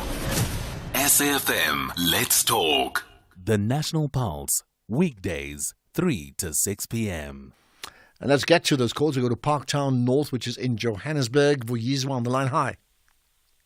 Hi, how are you, Ashraf? I'm very Thanks good. for taking my call. Thank you. You sound very chirpy. chirpy. You sound very chirpy, and that's nice. Like cheerful, right? Which is good. Oh, yeah. You know, it's always interesting to discuss things that are affecting us in the continent. Absolutely. Well, go ahead. What's your point? My point is that I think what is happening in Zimbabwe is the legacy of the British. That they never fulfilled their promises. And now, as Africans, we want to live like Europeans, and which we are not going to actually achieve because we don't know how they play their games. So for Malema, you know, to actually come up with this thing of influencing Zimbabweans to rise, he doesn't know what he's talking about. Because what leaders were supposed to do was to take us back into where we were fighting to go. Because we were fighting to go back to our roots. But what happened is that they got hijacked and got involved with the very colonizers, and they gave the advices from them, which is a problem. So Very practically, problematic. so what should happen now then? Like, so as it stands now, You you know- may think that Ashraf, Malema is right and wrong, but there are problems you know- in Zimbabwe, right? We know that. You know, Ashraf, I read a book in Miami, in Florida. This guy had written, it's a pity I borrowed it to somebody, and then she never returned it back there in Miami. The title was "What is Going to Happen Before Year 2000?" This whole thing of pollution cities breaking down, ultimately roads not working anymore, and people will end up going back to traditional routes. You know, those prestigious family structures where the kings and the headmen and the chiefs will take over again. That's where sanity will prevail in the country, because the food rising prices, it's something that is deliberately done. Okay, I hear you, but would they want to really do that? Well, thanks for that. Do we really want to go into a situation where, whatever your thoughts about, the governments that run your country, and I say run your country because the reality is I could speak to South Africans now, I could speak to people who are living in South Africa, but who effectively have families elsewhere, and I could also be speaking to you on streaming live. You could be in Iceland for all I know, right? Do you really want to go back to situations where monarchies and fiefdoms and tribal chiefs effectively hold sway and hold the wealth of a tribe or a community purely because of the fact that their parents or their father or mother inherited all that money? So that's what you do. They just stand in line. Do you really want to go into that situation? Isn't democracy a better option? Just a thought. Temba, as a view, Temba from Mthatha. Hello. Hello, Ashraf. How are you? I'm very good. I'm pretty well. I hope you are good. Yep. Yeah, NSFAS, there are still learners, especially in KSG FET College, who have never received their allowances. Somebody was talking about the good performance of NSFAS. How can we say that when students have not received anything up to now? We are in August now. So I don't think NSFAS is doing well when we have students who have not received their allowance. Well, I hear you. That's exactly the point. That the person I spoke to, who's Asibe Dlanjwa, is from the South African Union of Students, giving their perspective. But certainly it's up to you as a listener and audience, sharing your perspective in dealings with NSFAS, where you clearly couldn't afford it. You had to get into university or college. Especially from the poorest regions. We are phoning from OR Tambo region in the Eastern Cape. Learners are really struggling here. They are from the poorest of the poor. Yeah, okay. Well, they have not received anything. I hope it gets sorted out. It is just a huge problem indeed. Thank you for raising that issue, Temba. Perhaps I'll get Temba and Keys to the other Temba, our Temba, Dlamini, and Keys to see, let's see if we can follow that up in terms of those issues that are pressing for you as part of the National Pulse audience. KG in Pretoria, hi. I agree, Ashraf, for you. Yeah, good indeed. Right. What's your point? Ashraf, the home Borough saga, he claimed to have brought violence to an already violent scene because his son was apparently attacked there. But that's besides the point that I actually want to make. My query is this, Ashraf, why always when there's looting, there's burning, there's kids there as young as 7-year-olds? I never understand this thing of kids being around to such scenes. Sorry, but I'm going to have to actually question the household. They come think, kids do certain things when they're not around as parents. But I honestly don't think my 4 kids would actually be around blaming people. Well, I do agree. I think it's dangerous, firstly. First of all, besides it's wrong, it's dangerous as well. Can you imagine a young child, a young 7-year-old being around fire? It's frightening, right? Scary. Yeah, scary. Yeah. I just hope we get to actually get rid of this culture because I believe the same people that are Okay, your line's really bad, KG. So we're gonna have to let you go. But I think we get the gist of what you're trying to say. But the line's just not good, unfortunately. There's a comment on the EFF that was raised about their branches because they did sort of plan to expand in some way on the African continent. Good afternoon, Ashraf. This is Sibulelo from Cape Town. I just want to answer one of the voice notes about EFF having branches in other countries. EFF has no branch in another country. EFF only has branches in South Africa. Those people started their own economic freedom fighters for their countries. It's not a branch of an EFF. So those people saw a model of a union and they did it and named it. For instance, the one in Eswatini is EFF Eswatini. That's its name. They are fighting for economic freedom in their lifetime in their country. It's not a branch of the EFF. Okay, thanks for clearing that up, because we knew there was something in Namibia as well. But I mean, the point is, it's now clear that in fact it's theirs. I mean, just a broader question: would it be okay for the EFF to have branches that has their name but they belong to others? Or I mean, would it not be okay just to say, when you think of a franchise, just franchise the concept, because that's exactly what they've done, right? If people buy into their model to then be part of an umbrella body of different political parties in different countries. I mean, that's not illegal, is it? Well, I mean, teach me something if I don't know that, right? The issue of Pastor Mboro. Good afternoon, Ashraf. Ashraf, I just want to comment about this Pastor Mboro who went to school with a panga and with his bodyguards carrying big guns. Hey, Ashraf, I'm so sad, because to me, school is like a church. I don't know how come someone like a pastor can do such a thing. It's terrible. It's terrible, Ashraf. This is Bongani from Walvidash East. Well, I agree. I mean, we can't comment on his state of mind. I don't know enough, right? But I mean, whatever we know is horrific. In no world can you have a situation, whatever the domestic issue, that you can go to school, effectively carry or abduct your grandchildren out of the school, force them out, but then go armed fully, right?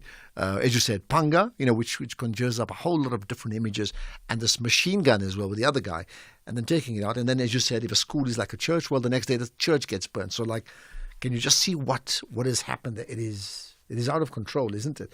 Another comment on Zimbabwe. Good afternoon, Ashraf and SAFM listeners. What I do not get about repressive regimes like ZANU-PF in Zimbabwe and other dictators in Africa is, how is it that the state security apparatus of these countries remains loyal to an individual or a regime? I think that the police and soldiers of these countries ought to be loyal to the constitution of that country and to disobey any orders that come from an individual or a regime that compels them to do anything that is contrary to that constitution. Thanks, Lionel Whitbank. Thank you for that. Did you say Lionel in Woodbank? I think it is, right? Okay, thanks for that, Lionel. Well, it is such a conundrum. If I look at now what's happened in Bangladesh, for example, you have a president, prime minister who leads the country, been in power for a long, long time, and then, by all intents and purposes, help the growth, put them into a position them very, very well in that part of South Asia, and then moves from a Democrat to an authoritarian, and then loses touch with the people. And then you get the people who absolutely fed up. I mean, saying khatfol is a particularly South African word that expresses just their anger. And then what they do, they literally kick her out, chase her out of the country, and she's gone. And there's history. And they also loot the palace or the government or home. And then what happens next? And we don't really know, but suddenly there's instability. But you also leave things as they are, like forever. Good afternoon, Ashraf. This is Anonymous from the Northern Cape. I think it's good that person that has visited your show is good at marketing and is talking well of NSFAS, but we have had to pull kids back from institutions because much reached without a cent and we couldn't keep them there. So they had to drop out with acceptance letters. So how does he explain that? Okay, and maybe just the last one I want to play, because it's very linked to what we've been discussing, is about Julius Malema. Hi, Ashraf. In 2012 or somewhere in 2011, Mr. Malema was fired for making the very same comments while he was still in the ANC. But in this time, he was talking about the Botswanas that they must rise up against their government. That is why he was fired. I don't think he learns. Thanks. We don't think he's learned his lessons, right? Lots of lessons to learn in the world. I think in Europe they said don't attack the Russians in winter. Remember those type of lessons that you learn. Right, let's talk about other issues, by the way. We will comment and get further comment on some of the more pressing issues. But coming up next, right, and one of the issues regarding the ANC NEC Lekgotla. We must talk about that. The city of Tshwane, they've got some thoughts about new processes around procurement to ensure that it's corruption-free. How do they do that after this? Catch the Tastemaster Junior this Tuesday evening at 7 on SABC2. It's the first elimination challenge, and to stay in the competition, the bottom 6 contestants must channel their inner Italian by baking a delicious handmade pizza using leftovers from the fridge. Who will survive to bake another day? Find out on the Tastemaster Junior. Tuesdays at 7, repeat Wednesdays at 1, and Sundays at 4 p.m. Only on SABC2.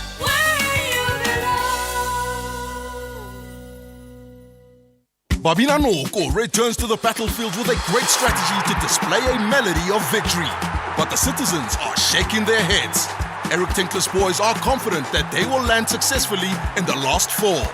This is the MTN 8 quarter-final.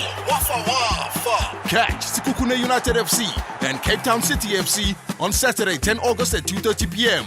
Live on SABC1 and SABC radio stations. Also available on SABC Plus and SABCSport.com. Hashtag We Love It Here. Proudly brought to you by SABC Sport. For the love of the game. You're listening to the National Pulse on SAFM. SAFM. Oh, the Australians are playing rugby or the box coming up this weekend. Looking forward to that. But there are other pressing issues right now. Certainly, if you are involved in procurement, business procurement, through institutions like the government or the city of Tshwane. Now, they understand that the city that is in that region, but there's always been an issue around checks and balances, around issues of being corruption-free, but also to be innovative so we don't have serious logjams, the type of logjams we often have in many, government-related departments. So I understand there's been changes that have taken place in the city of Tshwane. Let's find out more about it with the MMC for financing that region, MMC Jackie Ace. Appreciate your time, Jackie. Thanks for joining us on the National Pulse.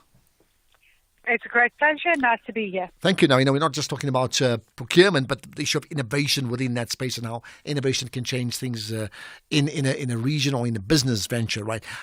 What is the plan? What's the problem and how are you solving it? So procurement, we have to make sure that firstly, it is something that is transparent, and secondly, that it is something that cannot be manipulated, in order to ensure that it is both pre-corruption or that it is corruption-free, that it is an open and a fair process, and that it offers us the best value of money. So over the last couple of weeks, we have done quite a lot in the city of Tshwane to ensure our procurement and that we have got good quality contracts and tenders that has gone out. It started with when we cancelled a water tanker tender even before it was awarded, because we saw that there was things that did not go as it was supposed to go, and that was because we put systems and processes in place to flag before tenders are even awarded. We then also, a couple of weeks ago, awarded a new waste contract tender where there was new requirements that we brought in to ensure that we get the best quality of services, where we said that trucks can't be older than 9 years, it should have INATA's documents, and that the trucks should have tracker systems. So in that way, we've also been changing the way that we look at tenders.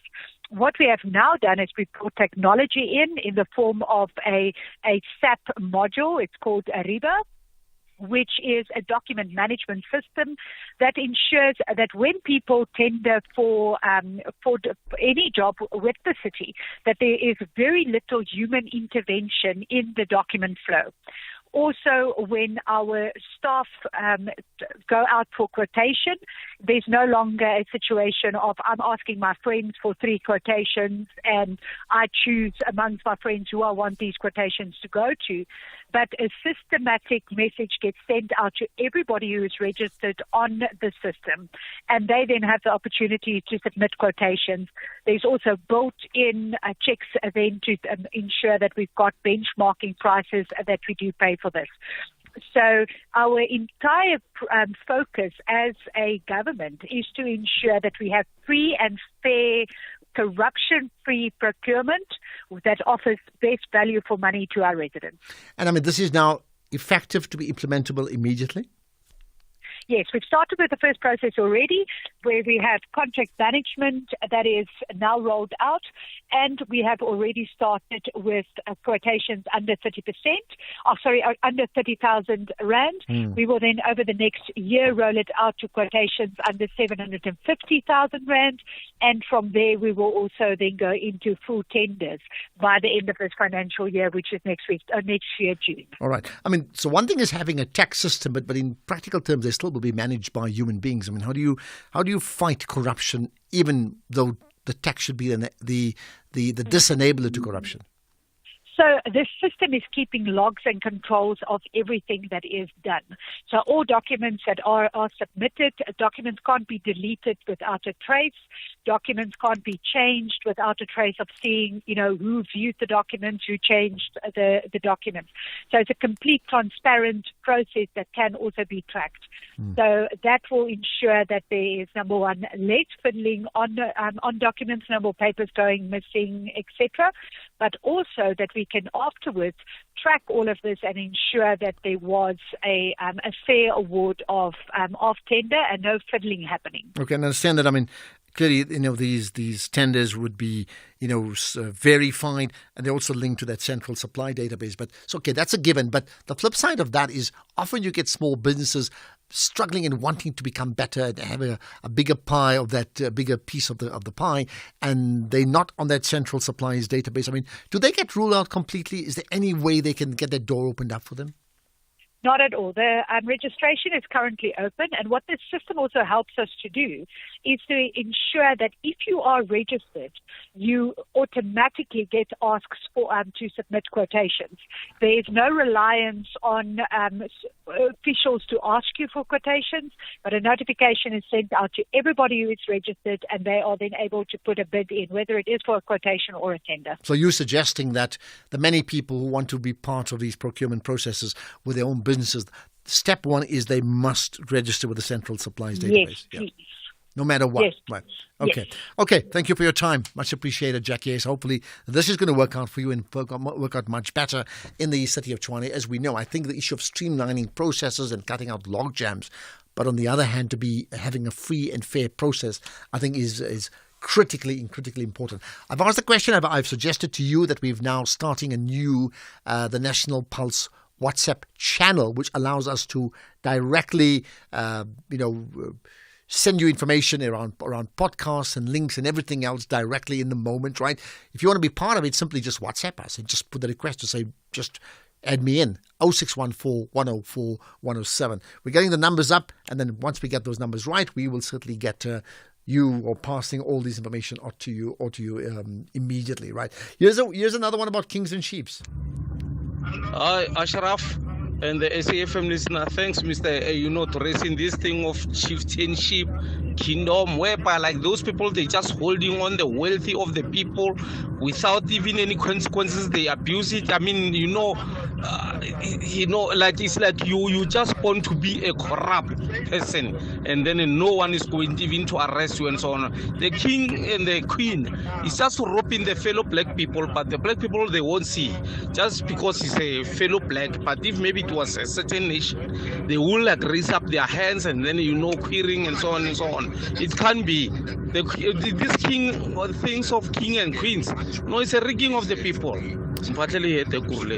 Well, I mean, my quick thought, in principle, I agree with you that, you don't have a monarchy, which then gives them it's sort of vested interest to be part of it. They will get monies no matter what. But there are also Democrats who also are corrupt, and we know that, right? Here's the last thought before we get to the news. Wow, thanks, National Pulse, for the information. Thank you, SAFM. And so that guy, I think he's an EFF member. Actually, even myself, I thought those EFF in Namibia, Swatini, I thought they are all under Mr. Malema. I didn't know that it's their party. Wow, thank you, Mr. Ashraf. I didn't know that. Thank you, guys. It's Shibase, what was has I hope. Well, there you are. Well, so now you know. It's not just me. Thanks to the listeners who, as I've said often, the audience drives the National Pulse. Let's get the news now. It's 5 o'clock. Here's Greg House.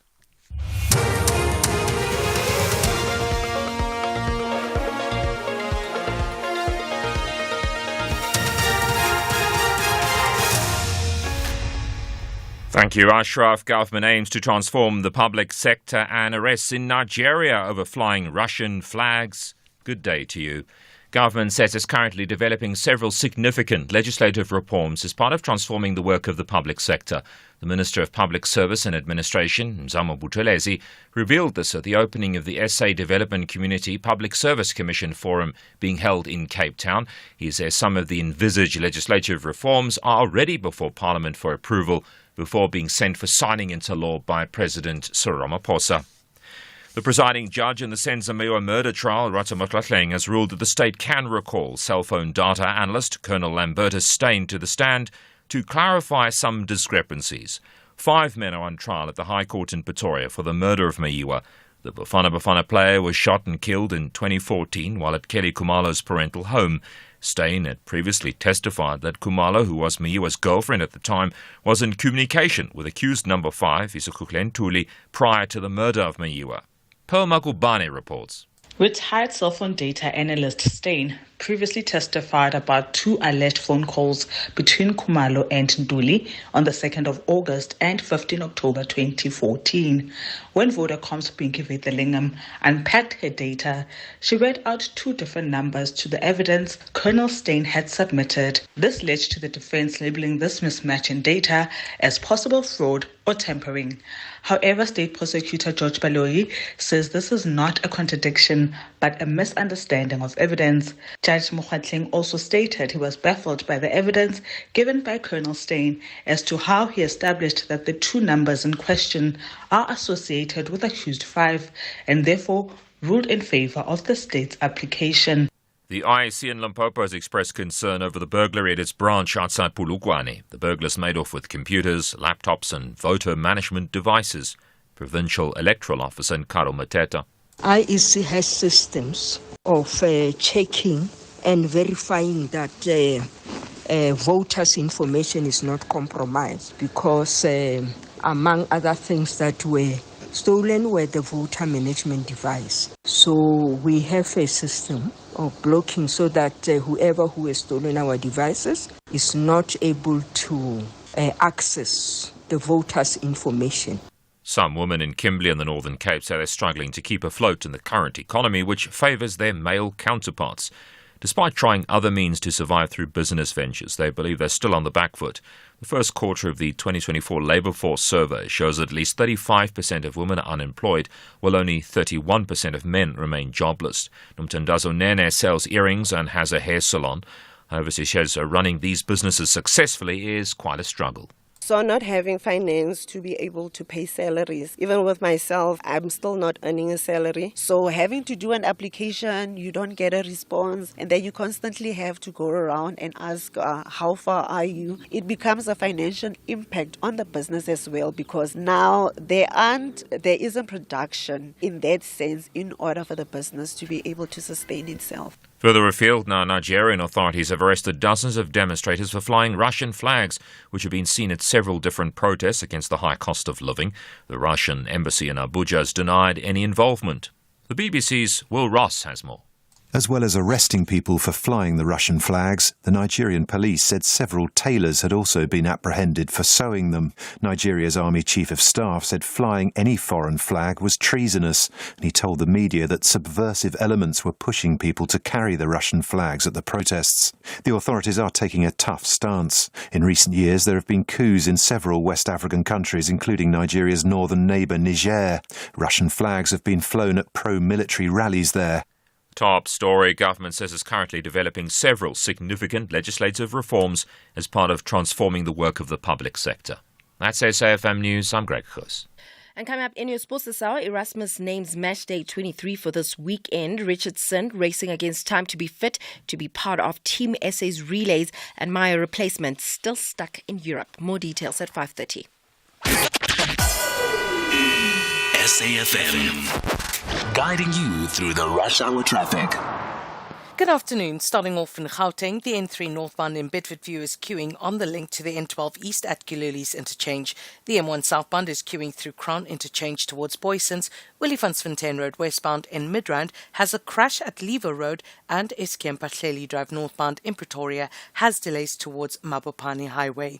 In KZN, the N3 westbound is queuing towards Spaghetti Junction, the N2 southbound is slow moving towards Spaghetti Junction, and Maiden Road has truck congestion reported in the Maiden Wharf area.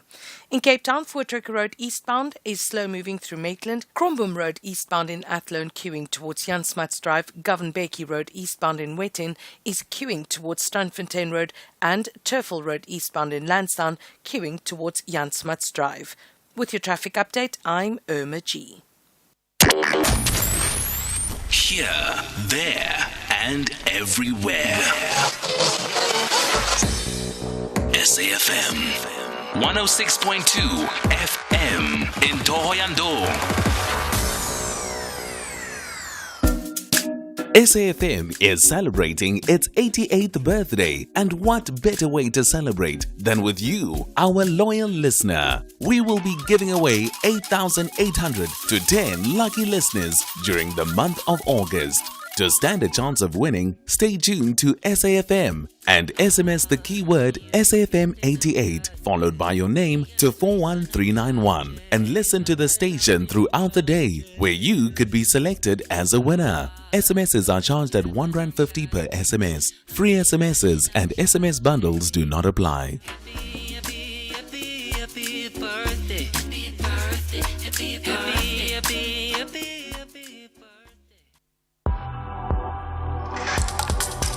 The National Pulse with Ashraf Garda on SAFM. You're listening to the National Pulse, weekdays 3 to 6 p.m. I'm so happy with the level of engagement we get on the show, on social media platforms. It's really important that you do that. Therefore, please join that WhatsApp group 0614 104 107 for getting alerts. It's a channel, actually, not a group, a WhatsApp channel called The National Pulse, which gets you to get alerts of all the big things we do, including podcasts. As soon as we get the numbers up, we'll start posting immediately. But also, like the general engagement of people all around the country. There's some sad news we're going to start with. We understand now that the veteran actress Connie Chiume has passed away at the age of 72, right? She passed away at the Gardens City Hospital, and the confirmation of that was done on her Instagram post by her family. So really sad news for that regarding that issue. And if there's any further developments that we need to talk about around that, we will certainly bring it up as well too. Right, we're going to talk, have an update regarding the ANC NEC Lekgotla that will end today, or just ended. We'll find out exactly where that is. But earlier on, we've been talking about issues about Zimbabwe and extensively about the issues, first from Julius Malema and his comments about Zimbabwe, and then the state of Zimbabwe in general, and what do the people of Zimbabwe need to do next about Zimbabwe. So we chatted to Dr. Ibo Mandaza, and he responded to some of the thoughts of Julius Malema. The first one around the challenge or the call that Malema has made for Zimbabweans, young people, to rise. He said this. Yes, he's right. People have been talking about this for a long time, that the only thing that can resolve the problem in Zimbabwe is people on the street. And then he also commented about Nelson Chamisa. Formal opposition, Triple C, which formerly MDC, has virtually abdicated, with Chamisa having gone into hiding, literally, saying nothing, not even commenting on the atrocities that are taking place, not even making a statement, completely quiet, even though he had over 2 million votes, and perhaps others say it's 72% of the vote last year. But there he is, completely, in my view, abdicated his responsibilities and therefore betrayed the many. And he also, you need to listen to that podcast from Dr. Ibo Mandaza. We've already posted it on social media, but go to SAFM on our website as well. You'll find it too, right? He also made the point about the big problem facing Zimbabweans, which is the number of people who are professionals who do not live in Zimbabwe. You have a situation where we have 70 to 80% of our professionals outside the country. And some would say we have up to 50% of our population outside the country. They're full up there in your country, in South Africa. There's said to be at least 3 million illegal migrants in South Africa from Zimbabwe.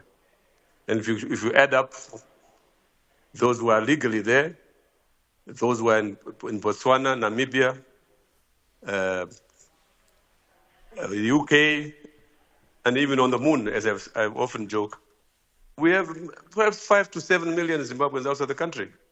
And this has depleted the capacity of civic society. It has depleted leadership. It has depleted organization. So we have a problem. We have a problem. How do we solve the problem? I suggest would be what Dr. Ibo Mandaza would be saying regarding Zimbabwe. Further comments about Zimbabwe? I mean, what's the problem? How do we solve the problem? You can tell me. Maybe quick notes, 0614104107. By the way, also, always feel free to tweet comfortably on our X platform. Just tag SAFM Radio and you'll find me there. It allows us to look at the conversation even beyond the show, which is just great. An extension of the show. Right. Let's get an extension of the ANC now. There's I understand the ANC, NEC's Lekgotlas should have been just about ended by now. The SABC News reporter covering the stories in Tebo Mokobo. Appreciate your time in Tebo. Thanks for joining us on the National Pulse. Good afternoon, Ashraf, and good afternoon to the listeners. Thank you. So first things first, has the NEC gathering, the Lekgotla, has it ended? Well, we've been called now that we should move or make our way to the plenary where the president is going to close the 6-day gathering, to be precise, 3 days for the NEC and 3 days for the NEC Lekgotla. In the next few minutes, the president will be taken to the podium and closing the 6-day gathering. Okay, and I'm sure then you're going to have a very busy evening based upon that. Let's talk about some of the issues that were brought up today. I understand there was a police briefing that formed part of this gathering. Tell me about that. Well, the Peace and Stability Subcommittee of the ANC met this morning, of course, after giving the report back to the plenary. They then came and addressed the media. But what came out is that there's been a number of talk about the minister or the police being trigger happy. And the minister was out to rebut some of those accusations, saying that, in fact, police are human beings. So if they are attacked, for instance, he cited one example sometime yesterday in Khayelitsha where the police intercepted 21 men who were out to rob a business somewhere in Khayelitsha. And when police tried to intercept them, they then returned fire, instead started shooting at the police, and police gave back fire. And of course, 5 people were killed and 5 AK-47s were retrieved on the scene, as well as one rifle R1 and another rifle that is not of South Africa, that the police don't know what kind of rifle is that. And of course, a pistol was also found on the scene, and some people were arrested. 8 people were arrested and 5 of them were killed. So the minister was saying that, in fact, police are not trigger happy because in all the scenes that they went to, alleged suspects started shooting at them, and then they returned fire, and then because police are trained to use these weapons, they managed to kill them. And so it's unfair to really say police are trigger happy. And of course, he even said that, in fact, politicians need to refrain from being at the scenes of crime while police, for instance, sometime yesterday we are told that in Cameroon, the chairperson of the subcommittee on police went to that scene of crime, and of course, he made some statements, and he said that it's not in keeping with the South African Police Service work. Politicians must keep clear from this sort of engagement. Okay, so that's regarding policing. Let's talk about the economic cluster. Commentary on that from the Minister of Human Settlements. Well, Minister Mamuloko Kubai, as the chairperson of the cluster when it comes to education, or the subcommittee when it comes to economy, she said that, because I pose a question, in fact, that, if 30 years of democracy, South Africa became the most unequal society in the world, where unemployment is almost 40%, are they confident that these economic policies are answerable or relevant to what really needs to happen in terms of reversing this unequal society character of South Africa, and of course the 40% of unemployment rate? She said that in fact the policies are best, out of this world. The only problem is that they lack in implementation, and going forward, that what they're going to do, they're going to use the data as a sort of a process for them to answer to the problems that is facing the country. Said, in fact, what has been happening is that they've been budgeting for everything that is happening in the country, but not taking into consideration that the population is increasing every year. Yeah. She said that from 1996 up until 1996 up until 2022, if you look at the stats, 20 million people were born in South Africa, or the population, 20 million people were added into the population, but they didn't take into cognizance that the people will be increasing, and as well, they need to budget and plan properly.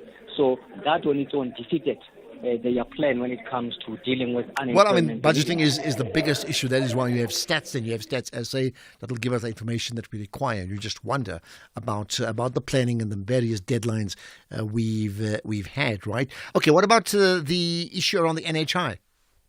Well, the Minister of Health, Dr. Aaron Motsoaledi, said that he's going to be leading the workshop across the country to really understand, because if he engages with a number of stakeholders, everyone says they are not opposed to universal access to health, but the only problem is that as it is contained in the NHIP, they don't agree with that. Despite being signed into law by the president, they don't agree with some of the aspects of the NHI. So he says that he's taking it upon himself to crisscross the country and try to understand what is that people don't want, what is that people have a problem with in the NHI. Okay. Anything else you'd like to share that came out? No, for now, everyone seems to be going in Ashraf. Okay, you better get your seat. That's all I can tell you. Ntebo Bokobo, thank you for your time. SABC News reporter covering the story of the NEC's Lekgotla, but that should end, well, in the next hour or so. I would think lots of reaction will come from that either late tonight, definitely tomorrow morning, and all throughout the day here on SAFM. Every reason for you to stay connected to the shows as we cover and we have the conversations that clearly should move you. A conversation that must move you is the issue about the pastor. The pastor, in terms of Pastor Mboro, that is, storming the school, firstly, then taking children out, and then a church being set alight. And there must be more to that issue than just the 3 points I've made. We'll talk to Dr. Shahida Umar about that right after this. Catch the Tastemaster Junior this Tuesday evening at 7 on SABC2. It's the first elimination challenge, and to stay in the competition, the bottom 6 contestants must channel their inner Italian by baking a delicious handmade pizza using leftovers from the fridge. Who will survive to bake another day? Find out on the Tastemaster Junior. Tuesdays at 7, repeat Wednesdays at 1, and Sundays at 4 p.m. Only on SABC2.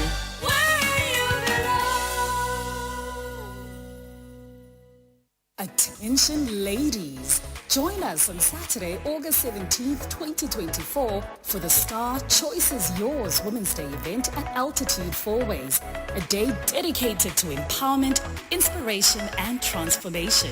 Engage with dynamic speakers, attend interactive conversations and connect with amazing women just like you. The event will be hosted by the fabulous Unatingai. Don't miss out on this opportunity to celebrate and elevate yourself. Get your tickets now at www.quicket.co.za for 550 Rand, drinks, food and a gift bag included. Plus, stand a chance to win an honor product. This incredible event is powered by independent media and the Honor 200 series.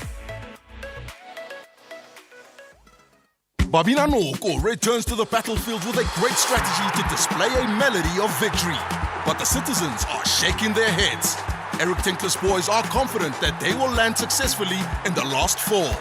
This is the MTN 8 quarter-final. Wafa Wafa. Catch Sekhukhune United FC and Cape Town City FC on Saturday, 10 August at 2:30 p.m. live on SABC 1 and SABC radio stations. Also available on SABC Plus and SABCSport.com. #We love it here. Proudly brought to you by SABC Sport. For the love of the game. The National Pulse, weekdays, 3 to 6 p.m.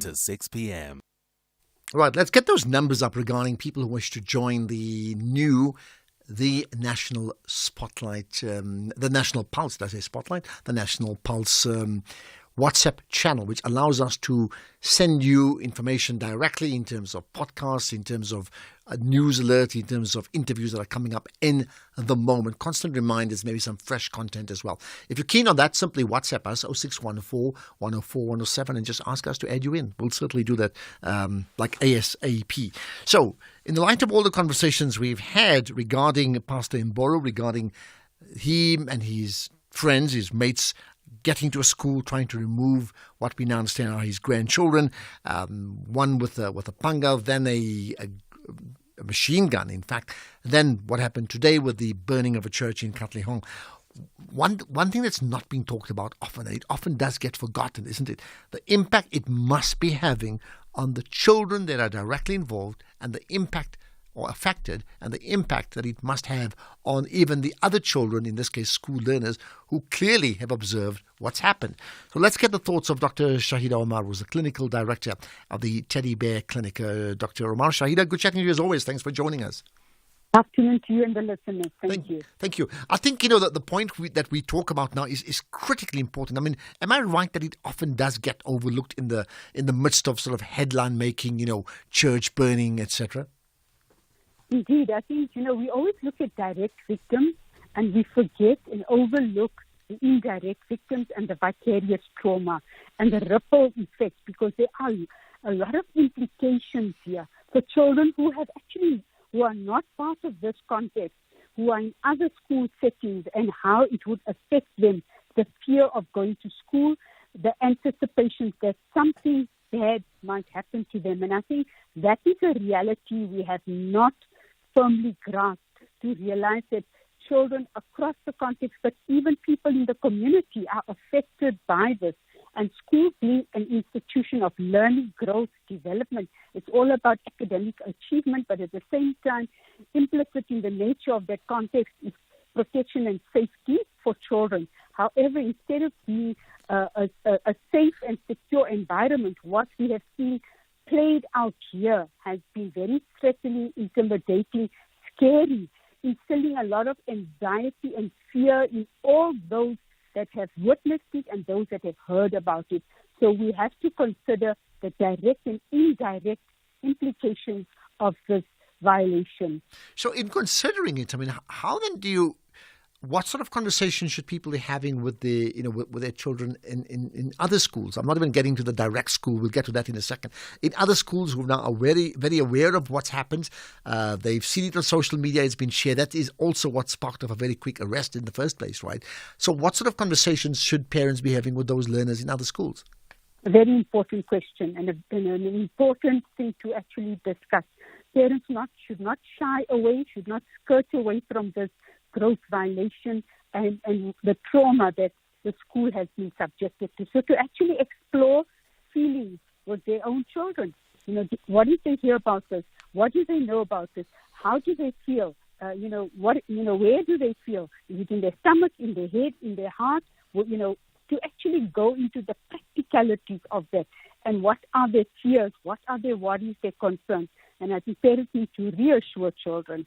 It's also important that we do not instill undue anxiety and fear in children, because if we look at the landscape of mental health in this country, children are actually presenting severe manifestations of mental challenges because of violence. Okay, so here's the question: how then do you raise the issue with your children, right? In a way that they fully understand. You don't skirt around it, but at the same time, you don't escalate the issue to cause this undue anxiety that you refer to. I mean, wouldn't it be a case that the moment you raise it, you will cause the anxiety? Well, certainly it's about containment. I think right now people are feeling uncontrolled, in a state of there's loss of control, feeling powerless, feeling helpless. There's doom and gloom around them. the most important thing at this point in time is to reassure your child, to reassure children, and to contain them, and to actually instill a sense of safety and security, but also providing those mechanisms that if they see themselves in a risky situation, what should they do and what can they do? I think it's about safeguarding and looking at protection of your children. Okay. Then what about the learners in school? And again, I divide them into two. One, the learners who are directly affected, as in the grandchildren, right? And then the second part is, what about the learners who observed what had happened? How does one go about dealing with them, and who does that? So I think all the children need support here. They need immediate debriefing, containment, and they need counseling. Each child is going to react differently to the situation because children are unique in their context, where they come from, in their experiences, and I think therefore if one has to look at providing ongoing counseling until the child is in a position where they have coping skills and coping mechanisms, and one cannot identify or define a stipulated time frame to say after 5 sessions it comes to an end, because there might be triggers in one's daily life, whether it's visual, auditory, somebody appearing familiar, resembling the individual. So there are always triggers, and these triggers, when we look at post-traumatic stress disorder, the children start displaying hypervigilance, the startled response when something alerts them. It's immediately they're getting flashbacks and recurrent nightmares and avoidance of settings that remind them of the traumatic experience. So again, when I say counseling, therapeutic interventions are critical, and there shouldn't be a definite time period assigned to it. Okay, well, thanks for raising our consciousness around an issue that we should be very, very conscious of. Dr. Shahida Omar, thanks for your time. As always, Clinical Director of the Teddy Bear Clinic. Let's play some sound bites or voice notes around some of the issues that you have raised. In fact, let's link this to the issue we just spoke about now. Good afternoon, Ashraf, and good afternoon to the SAFM listeners. Ashraf, reflecting to Mboro's saga, Mboro, I'm thinking he lost his mind, man. You cannot do that in front of the children, and where's the young kids, young children. I think that was a primary school. How can you do that? Carry machete, carry an AK-47 to school? I mean, there's a lot of trauma that it's happened, or it's happening now with the children and the teachers of that school. I think he must be arrested and he must go to jail for a long time. We cannot be ruled by pastors that think they take the law into their own hands. Thank you very much, Ashraf. This is John Soweto. Thanks, John. You can't be ruled by anybody that takes the laws into their own hands. That, I think, is a given. Here's another one on the same issue. Good afternoon, Ashraf, and your entire team there, man. Flores here from the Western Cape. Pastor Mboro, if he is a pastor, but any event, I can assure you that Mboro is going to come out and said that there was some divine spirit involved. Man, he is going to milk this whole situation, and he is going to come out tops, try to be the victim. You know, these pastors, they are full of tricks.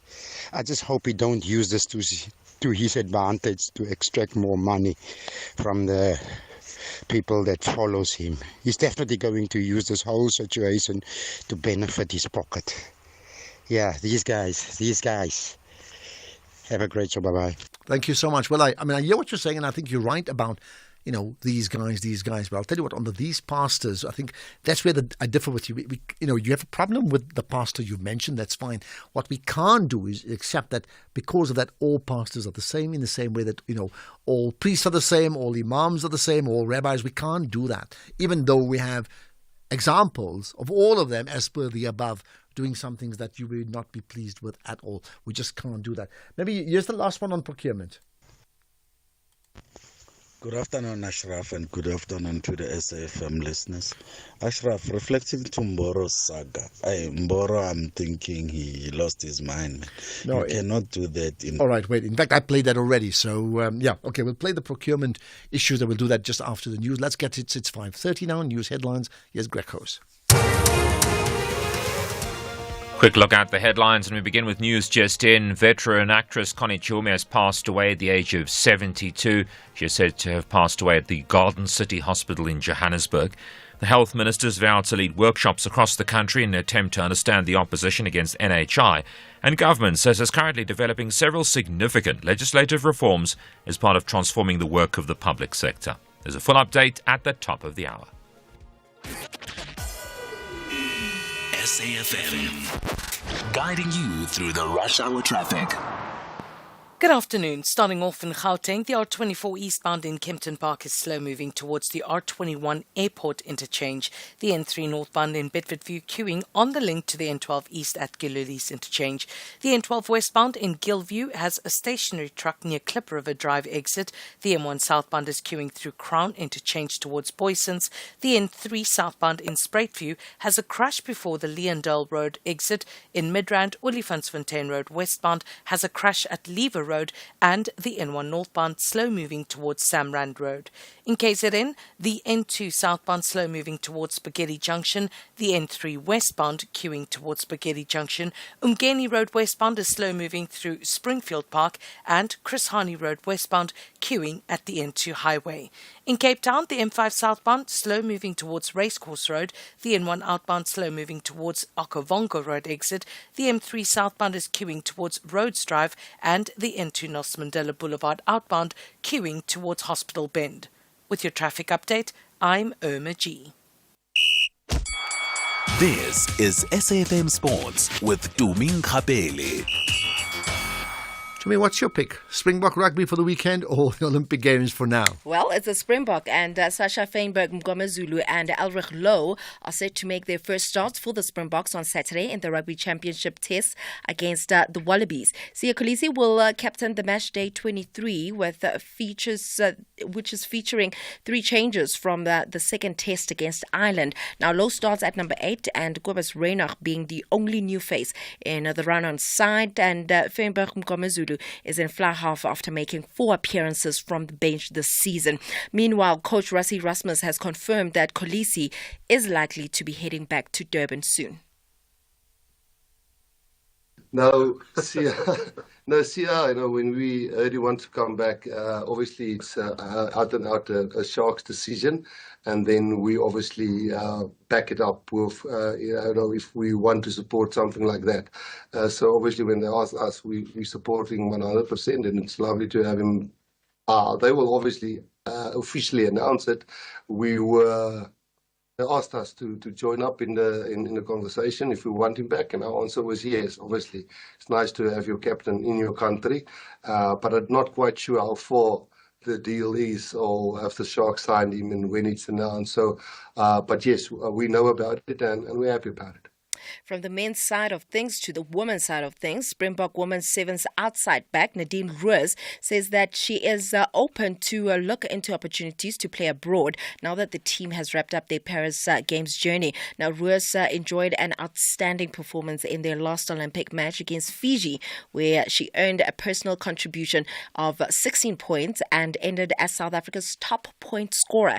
And she says that South African talent deserves the exposure in world stages and hopes that the team will return for the next Olympic Games in Los Angeles. And still sticking with the rugby, SANZA announced that 20-minute red cards will be among the law variation for the 2024 Rugby Championship. In certain cases under the new laws, players sent off after being shown a red card can be replaced by another player 20 minutes later. And the rationale is that individual players, not the match, are punished for some red card offences. And this is according to SANZA. However, deliberate foul play with a high level of danger will still result in a full red card for the offending player who can neither return nor be replaced. Then let's move on to football news. Former Kaizer Chiefs coach Arthur Zwane has shifted his focus to development in the club, and as the new technical team and the senior team led by head coach Nazruddin Nabi settles, Chief Sporting Director Kaizer Mdaung says that Zwane, who has worked for over a decade with the club's juniors and seniors, is is focused on the progress of the academy and scouting department. And earlier on, I actually heard a voice note from one of our listeners asking if this is the only thing that Kaizer Motaung Jr. spoke about, because him, as a Kaizer Chiefs fan, he wants to know what are they doing with regards to some of the signings in the team. Are they done signing any players? And I actually did speak about it, I think, almost a month ago. However, this is what Kaizer Motaung Jr. said about the signings. We're definitely not done in the transfer market because there's some glaring positions in the squad that we need to reinforce. We have a young squad at the moment in time. I think it's a squad that needs a bit of experience, a bit of quality.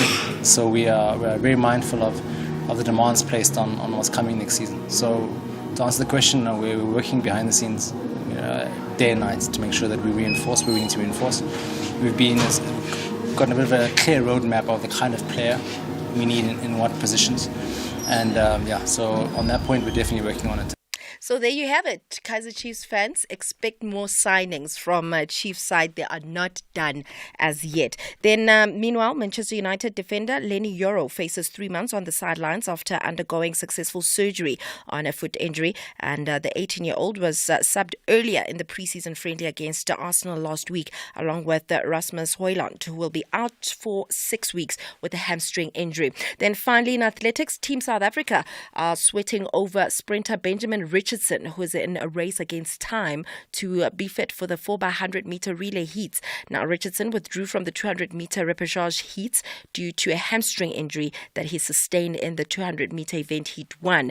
However, there is hope that he could recover in time for Thursday's action, where he will play a key role in South Africa's medal hopes should he compete, and we are crossing our fingers that he'll be fit enough to compete. In terms of Miranda Shalene Kutsia, she qualified for the women's 400 meter semi-final. She clocked a personal best time of 50.66 seconds in heat 2 to finish second in the repechage heat, and the semis are tomorrow around 8:45. With that said, it is a wrap from my side. I'm hoping that she also does well. However, when it comes to qualifying through the repechage heat, they can't be that high because she's going to be competing against some of the best in the semis. Just quick one on this yellow card or the red card. So what is rugby? They got the yellow card, which is like what Siya Kolisi got in the World Cup.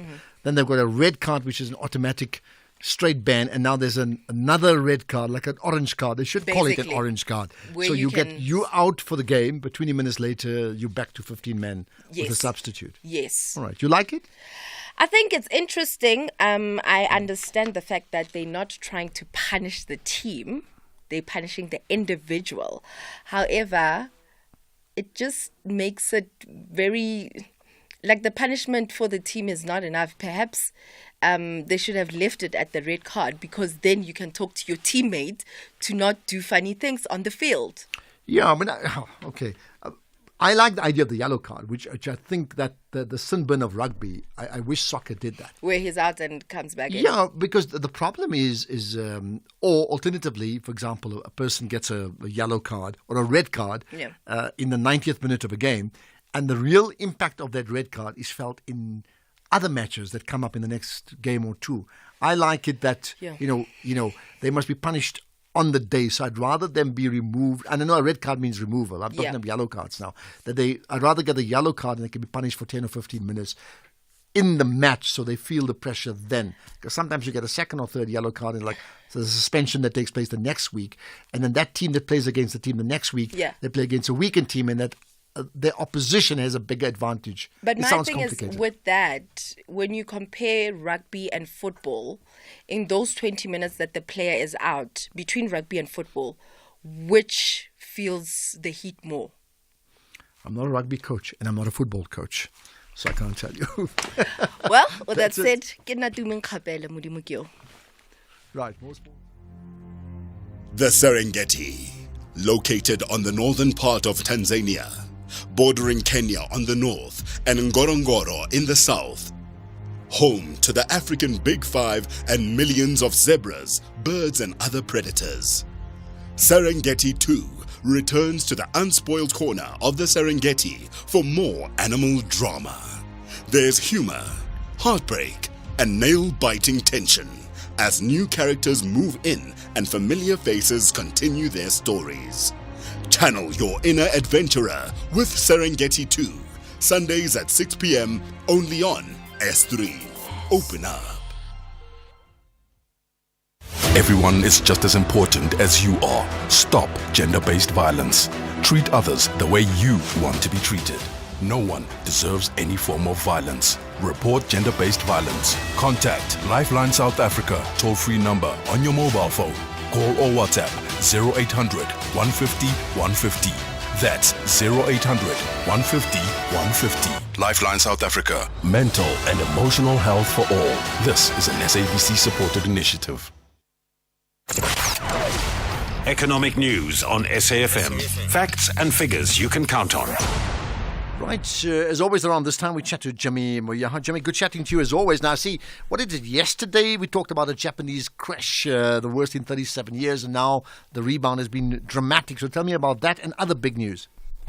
Good afternoon, Ashraf. Good afternoon to the listeners. Yes, yesterday was the worst move in 37 years. Today was the best move in 16 years. Quite interesting rebound and recovery from the Japanese markets. But it seems there are still concerns out there in the market, and we'll get to those concerns in a second. It seems as though the sell-off has not completely gone away and hasn't completely ended. So before we get to some of the market indicators, let's give the listeners a quick summary of what we have coming up on the show later. We're going to be speaking to a couple of individuals around some of the latest developments, starting with the interim results from Nedbank. We're going to be speaking to Nedbank's Chief Financial Officer, Mike Davis, around the 6 months performance that Nedbank had. Then we've got a conversation with the strategists at RMB. They've put out a very interesting report around the investment case that exists for Africa and why it still exists. South Africa ranks very interestingly in the top 5 of the best countries to invest in on the continent, but we are not first. So we're going to look into that and understand why we're not first and how we get to being first. Then we have a conversation with Look-See, the Standard Bank platform, around their home efficiency survey. They conducted a survey with the help of business tech at some point during May and June. We're going to look at the results of that survey and try and understand what it means for us as consumers. And then because it's Tuesday, it's either Property Tuesday or Agri Tuesday. Today's Property Tuesday, and we're taking a look at the state of the township residential market. There's been a big uptick in individuals buying homes in township areas and moving away from overly populated urban areas. And we're going to be looking at that and understanding what the investment case is there and how we can take advantage of it if we can. But let's do a quick summary of what's been happening on the markets as well. As I said, it's been a very interesting day. It doesn't look as though the sell-off has completely gone away, but markets are looking slightly better than they were yesterday. There's a bit of a mixed bag. We'll start in Asia with Australian markets. Sydney was up about 0.75%. Hong Kong and mainland China were down about 1/3 and 1/5%.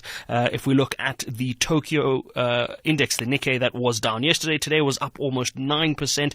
European markets were also a bit of a mixed bag. CAC 40 in France down 0.5%, but you have the DAX and the FTSE up 0.4% in each case there. US markets were in the red at open, but are trading in the green at the moment, with the Nasdaq up 1%, S&P up 1%, and the Dow up 0.6%.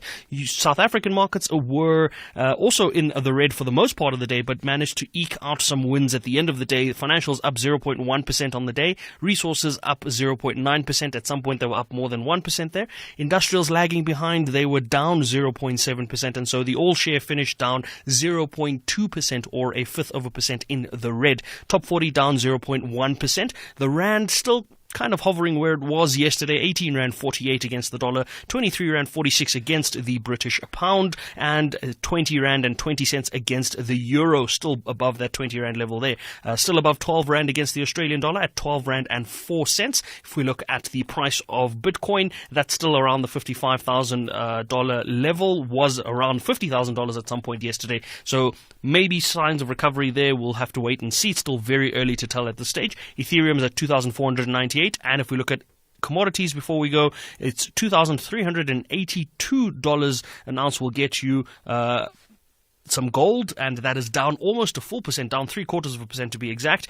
Brent crude, $76.49 a barrel. We know we've got that petrol price cut coming up soon, so that's something to look forward to there. We're seeing positivity on platinum and palladium pricing. They were both in the green, still below $1,000, but platinum sitting at $923 and palladium $862 an ounce there. So we're going to look into these and other stories a little later on, but for now, Ashraf, back to you and the team. Well, Jimmy, listen, before I let you go, just so give me a soundbite answer to the initial point. Help us understand an idiot's guide answer that how can Japan drop to its worst in 37 years and then the best in 17 years just 24 hours later. Help us understand in a soundbite answer, why is that the case? It was the carry trade. So in a nutshell, what happens is the interest rates in Japan had been historically low to the point where it was cheaper to borrow money in Japan and then invest in other markets. Last week, the Bank of Japan increased that interest rate, and as a result of that increase, you now have to repay at a larger percentage. And for most investors, that's borrowing hundreds of millions of rands means you now have to pay a lot more than you had to, and so it triggered a sell-off in assets where you're almost forced to liquidate positions to free up cash because of that increase in interest rates. Okay, and now we know. Thank you. Enjoy your show coming up at 6. Right. By the way, we've got a fascinating chat with a cyclist who does great work using cyclists to, I suppose, recycle big issues in the world. Adam Jacobs, listen out for that conversation. I'll take your calls in a moment. X at SAFM Radio and at Ashraf Garda. All right, let's get to Willie in Coombe. Hi, Willie.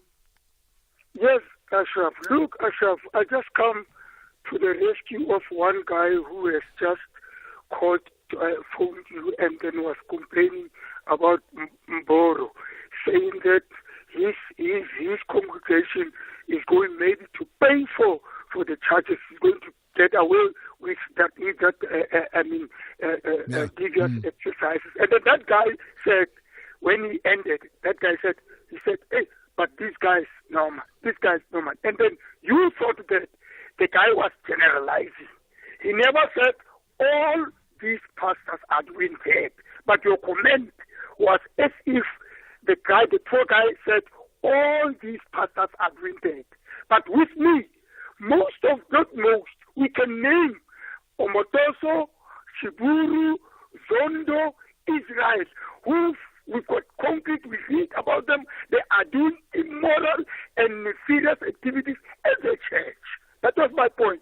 Okay, well, I'll tell you what, I'm not going to argue with you because you've made the point very, very well. I'll say this much, in terms of the names you've mentioned, I mean, no, in fact, he said both. He said these pastors, and he said the pastor and these pastors, which that's the generalization that I said he shouldn't do. But thanks for bringing that up, Willie. Appreciate you connecting and engaging with me on air. And by the way, you as well, Willie, and everybody else, if you want to be part of the new WhatsApp channel, the National Pulse WhatsApp channel, just WhatsApp us right away. 0614 104 107. Just say, hey, I'm in. Put me in. Chico in Soweto, hi.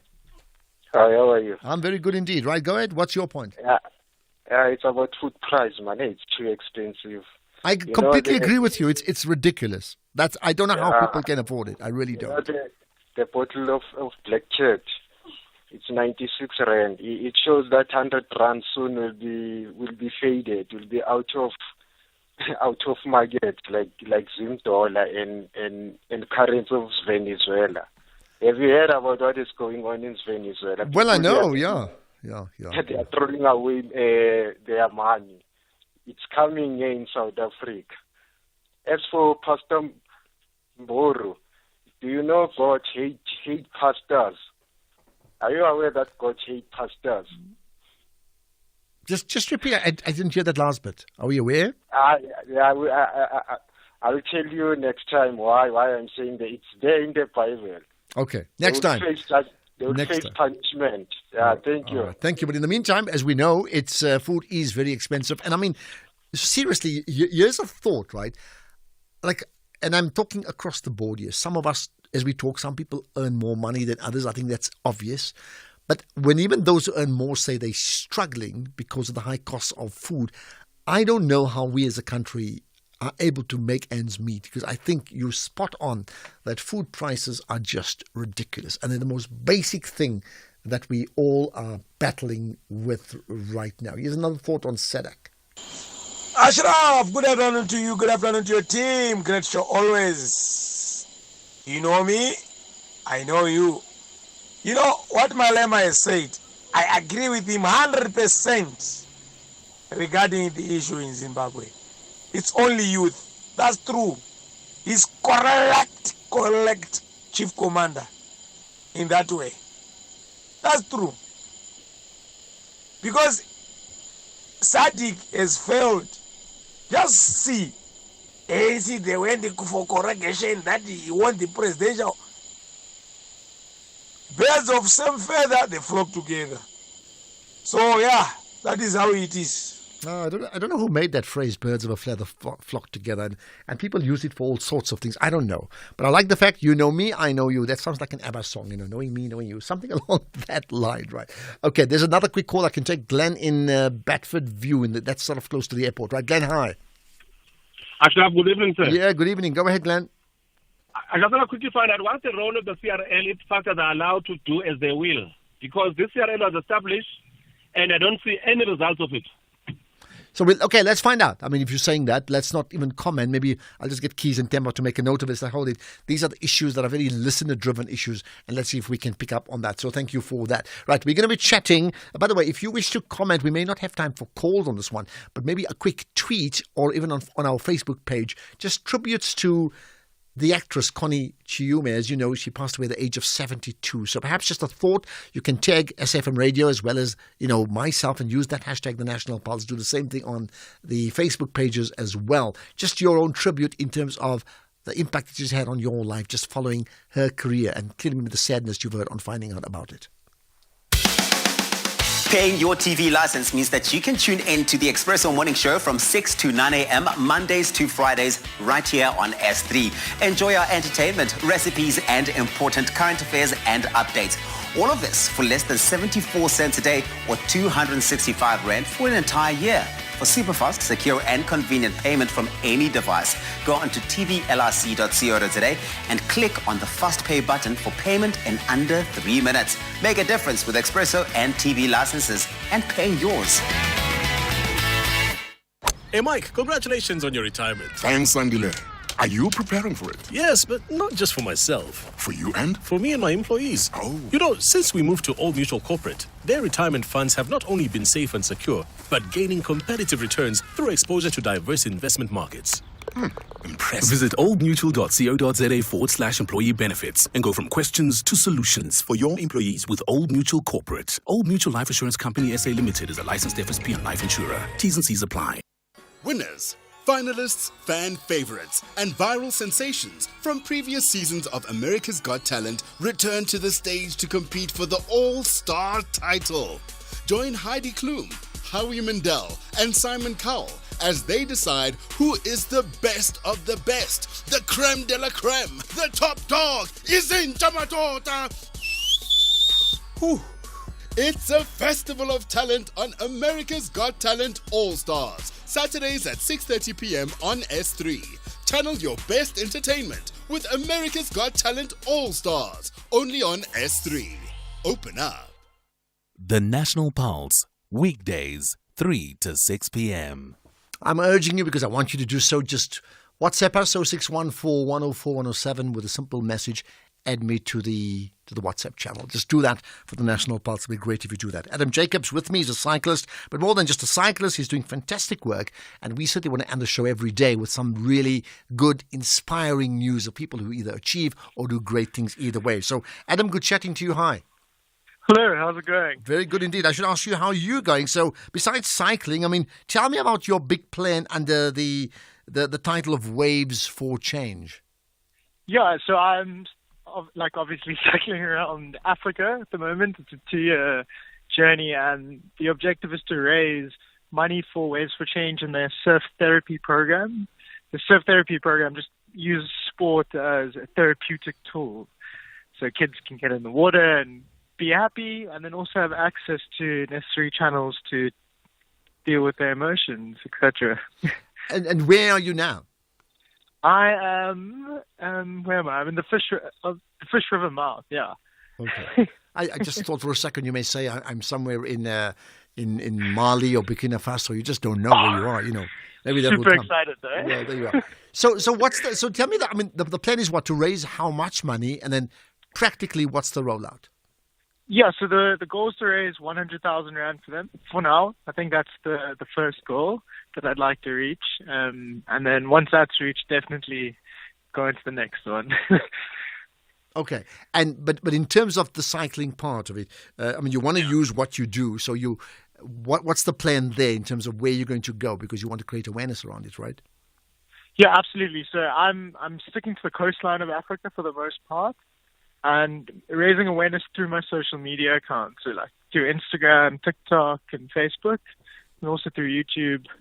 I don't know if that answers your question. So you've started already. I'm just trying to get the facts right here. You started the journey already, right? Yeah, I started the journey on the 6th of July. Okay, so that's like, just less than a month. Well, a month, in fact, right? It's about a month. What's been the experience like? So, I mean, you're posting on, maybe start with that, Adam Jacobs' Instagram. Is that where we're going to find you, right? Chasing Adam. Chasing. All my social media is Chasing Adam. Not chasing the sun. I'm thinking of the Springbok rugby team. I mean, that's what they try to do anyway. Maybe the end goal may be the same. What has been the response from people that you physically meet as you're going along the coast of the African continent? People who may be familiar with you, but others who just see you for the first time. Yeah, absolutely. It's exceeded my expectations completely, in the best way possible. Like, everyone that I've met along the way has been so friendly, so opening. Like, people have let me into their houses, given me dinner, and people are just generally interested in what I'm doing. And I think lots of people have also voiced their interest in what I'm doing and how inspiring it is for them, old or young. Have you had interesting questions from them? Yeah. Am I mad? Okay. That's been a very common one. And you said what? I mean, to those interesting questions, because that's one. There's more, right? Yeah. I mean, I don't think I'm mad. I think I'd like to see the world through a different lens. Yeah, being on a bicycle is very slow. You can count every blade of grass if you'd really like to. So the plan is to raise 100,000 rands. How long is the journey going to be for? Pardon? Your journey, how long will that take? I'm hoping for about 2 years. Yeah. So in that period, you're going to be around the entire continent. You won't be home. Yeah. Yeah. So I'm going all the way up to Cairo and then to Morocco, along the Ivory Coast, and then back down west. Home. Oh, we're going to sort of crown you the president of the African continent after all of that, right? With the 100,000 that is raised then finally, go back to the plan, I mean, in terms of Waves of Change. So practically, what does Waves of Change do, and how do you see this making the type of change that you want? Yeah, as I said, they run a surf therapy program. So basically getting kids from local communities, getting them into the water, and then just creating spaces where the kids can grow in a positive way and just have access to people that they can talk to, which I think is very important in this day and age. I don't think many people have access to the necessary channels to deal with emotions and situations, Yeah, well, I'll tell you what, best wishes from your side, and I hope it all goes well, and we'll certainly look out for you now and the next 2 years as well. All right? Perfect. Yeah. Adam Jacobs, and what's it, Chasing Adam? Chasing Adam, and you can head over to my website where you'll find links to donate directly to Waves for Change and also to me to help me fund this trip. I'm gonna follow you on Instagram like right away. Chasing Adam, got that. Thank you. You got one more follower. Thank you for that. Right? Thank you. Let's end with this about. I mean, yes, an interesting one from the Department of Home Affairs. The minister, that is, he commented around this whole issue about Miss South Africa and saying, the Department of Home Affairs received an official request from the organizers of Miss South Africa to inquire into the citizenship of a contestant in an upcoming event. The request included consent from the affected individuals. On the basis of this voluntary request and the required consent, we are working to verify and compile the required information. Prior to this request, the department had not received any complaint about the matter. In all that we do, we are guided by the rules of law. If transgressions are found in this case, they will be handled in strict accordance with legal prescripts. If not, we will accordingly inform the requesters. We will keep also keep the public informed on the outcome of the assessment. So that's the one I think that's really interesting. They're basically saying that in terms of the Personal Information Act, POPI, they can't share information. So this thing about just tell us is this a South African, is this a Nigerian, they can't do that. But in this case, the request has actually come, so they can't do it unless there's a formal complaint, which there's not been a formal complaint. But the request here has come from effectively people close to the central figure in this entire issue, right? Then it's a different conversation. So they've said, okay, we will now verify that and then we'll publish accordingly because of your request. You see, those are the things that happen here. It is the National Pulse after all. So a big thank you for my team and certainly putting it all together, Bosani together with the Keys and Temba and the entire production team that puts it together, and you, the audience that drives the show every single day. A big appreciation to you. We'll do it again tomorrow. Let's get the news now. It's 6 o'clock. Here's Greg House.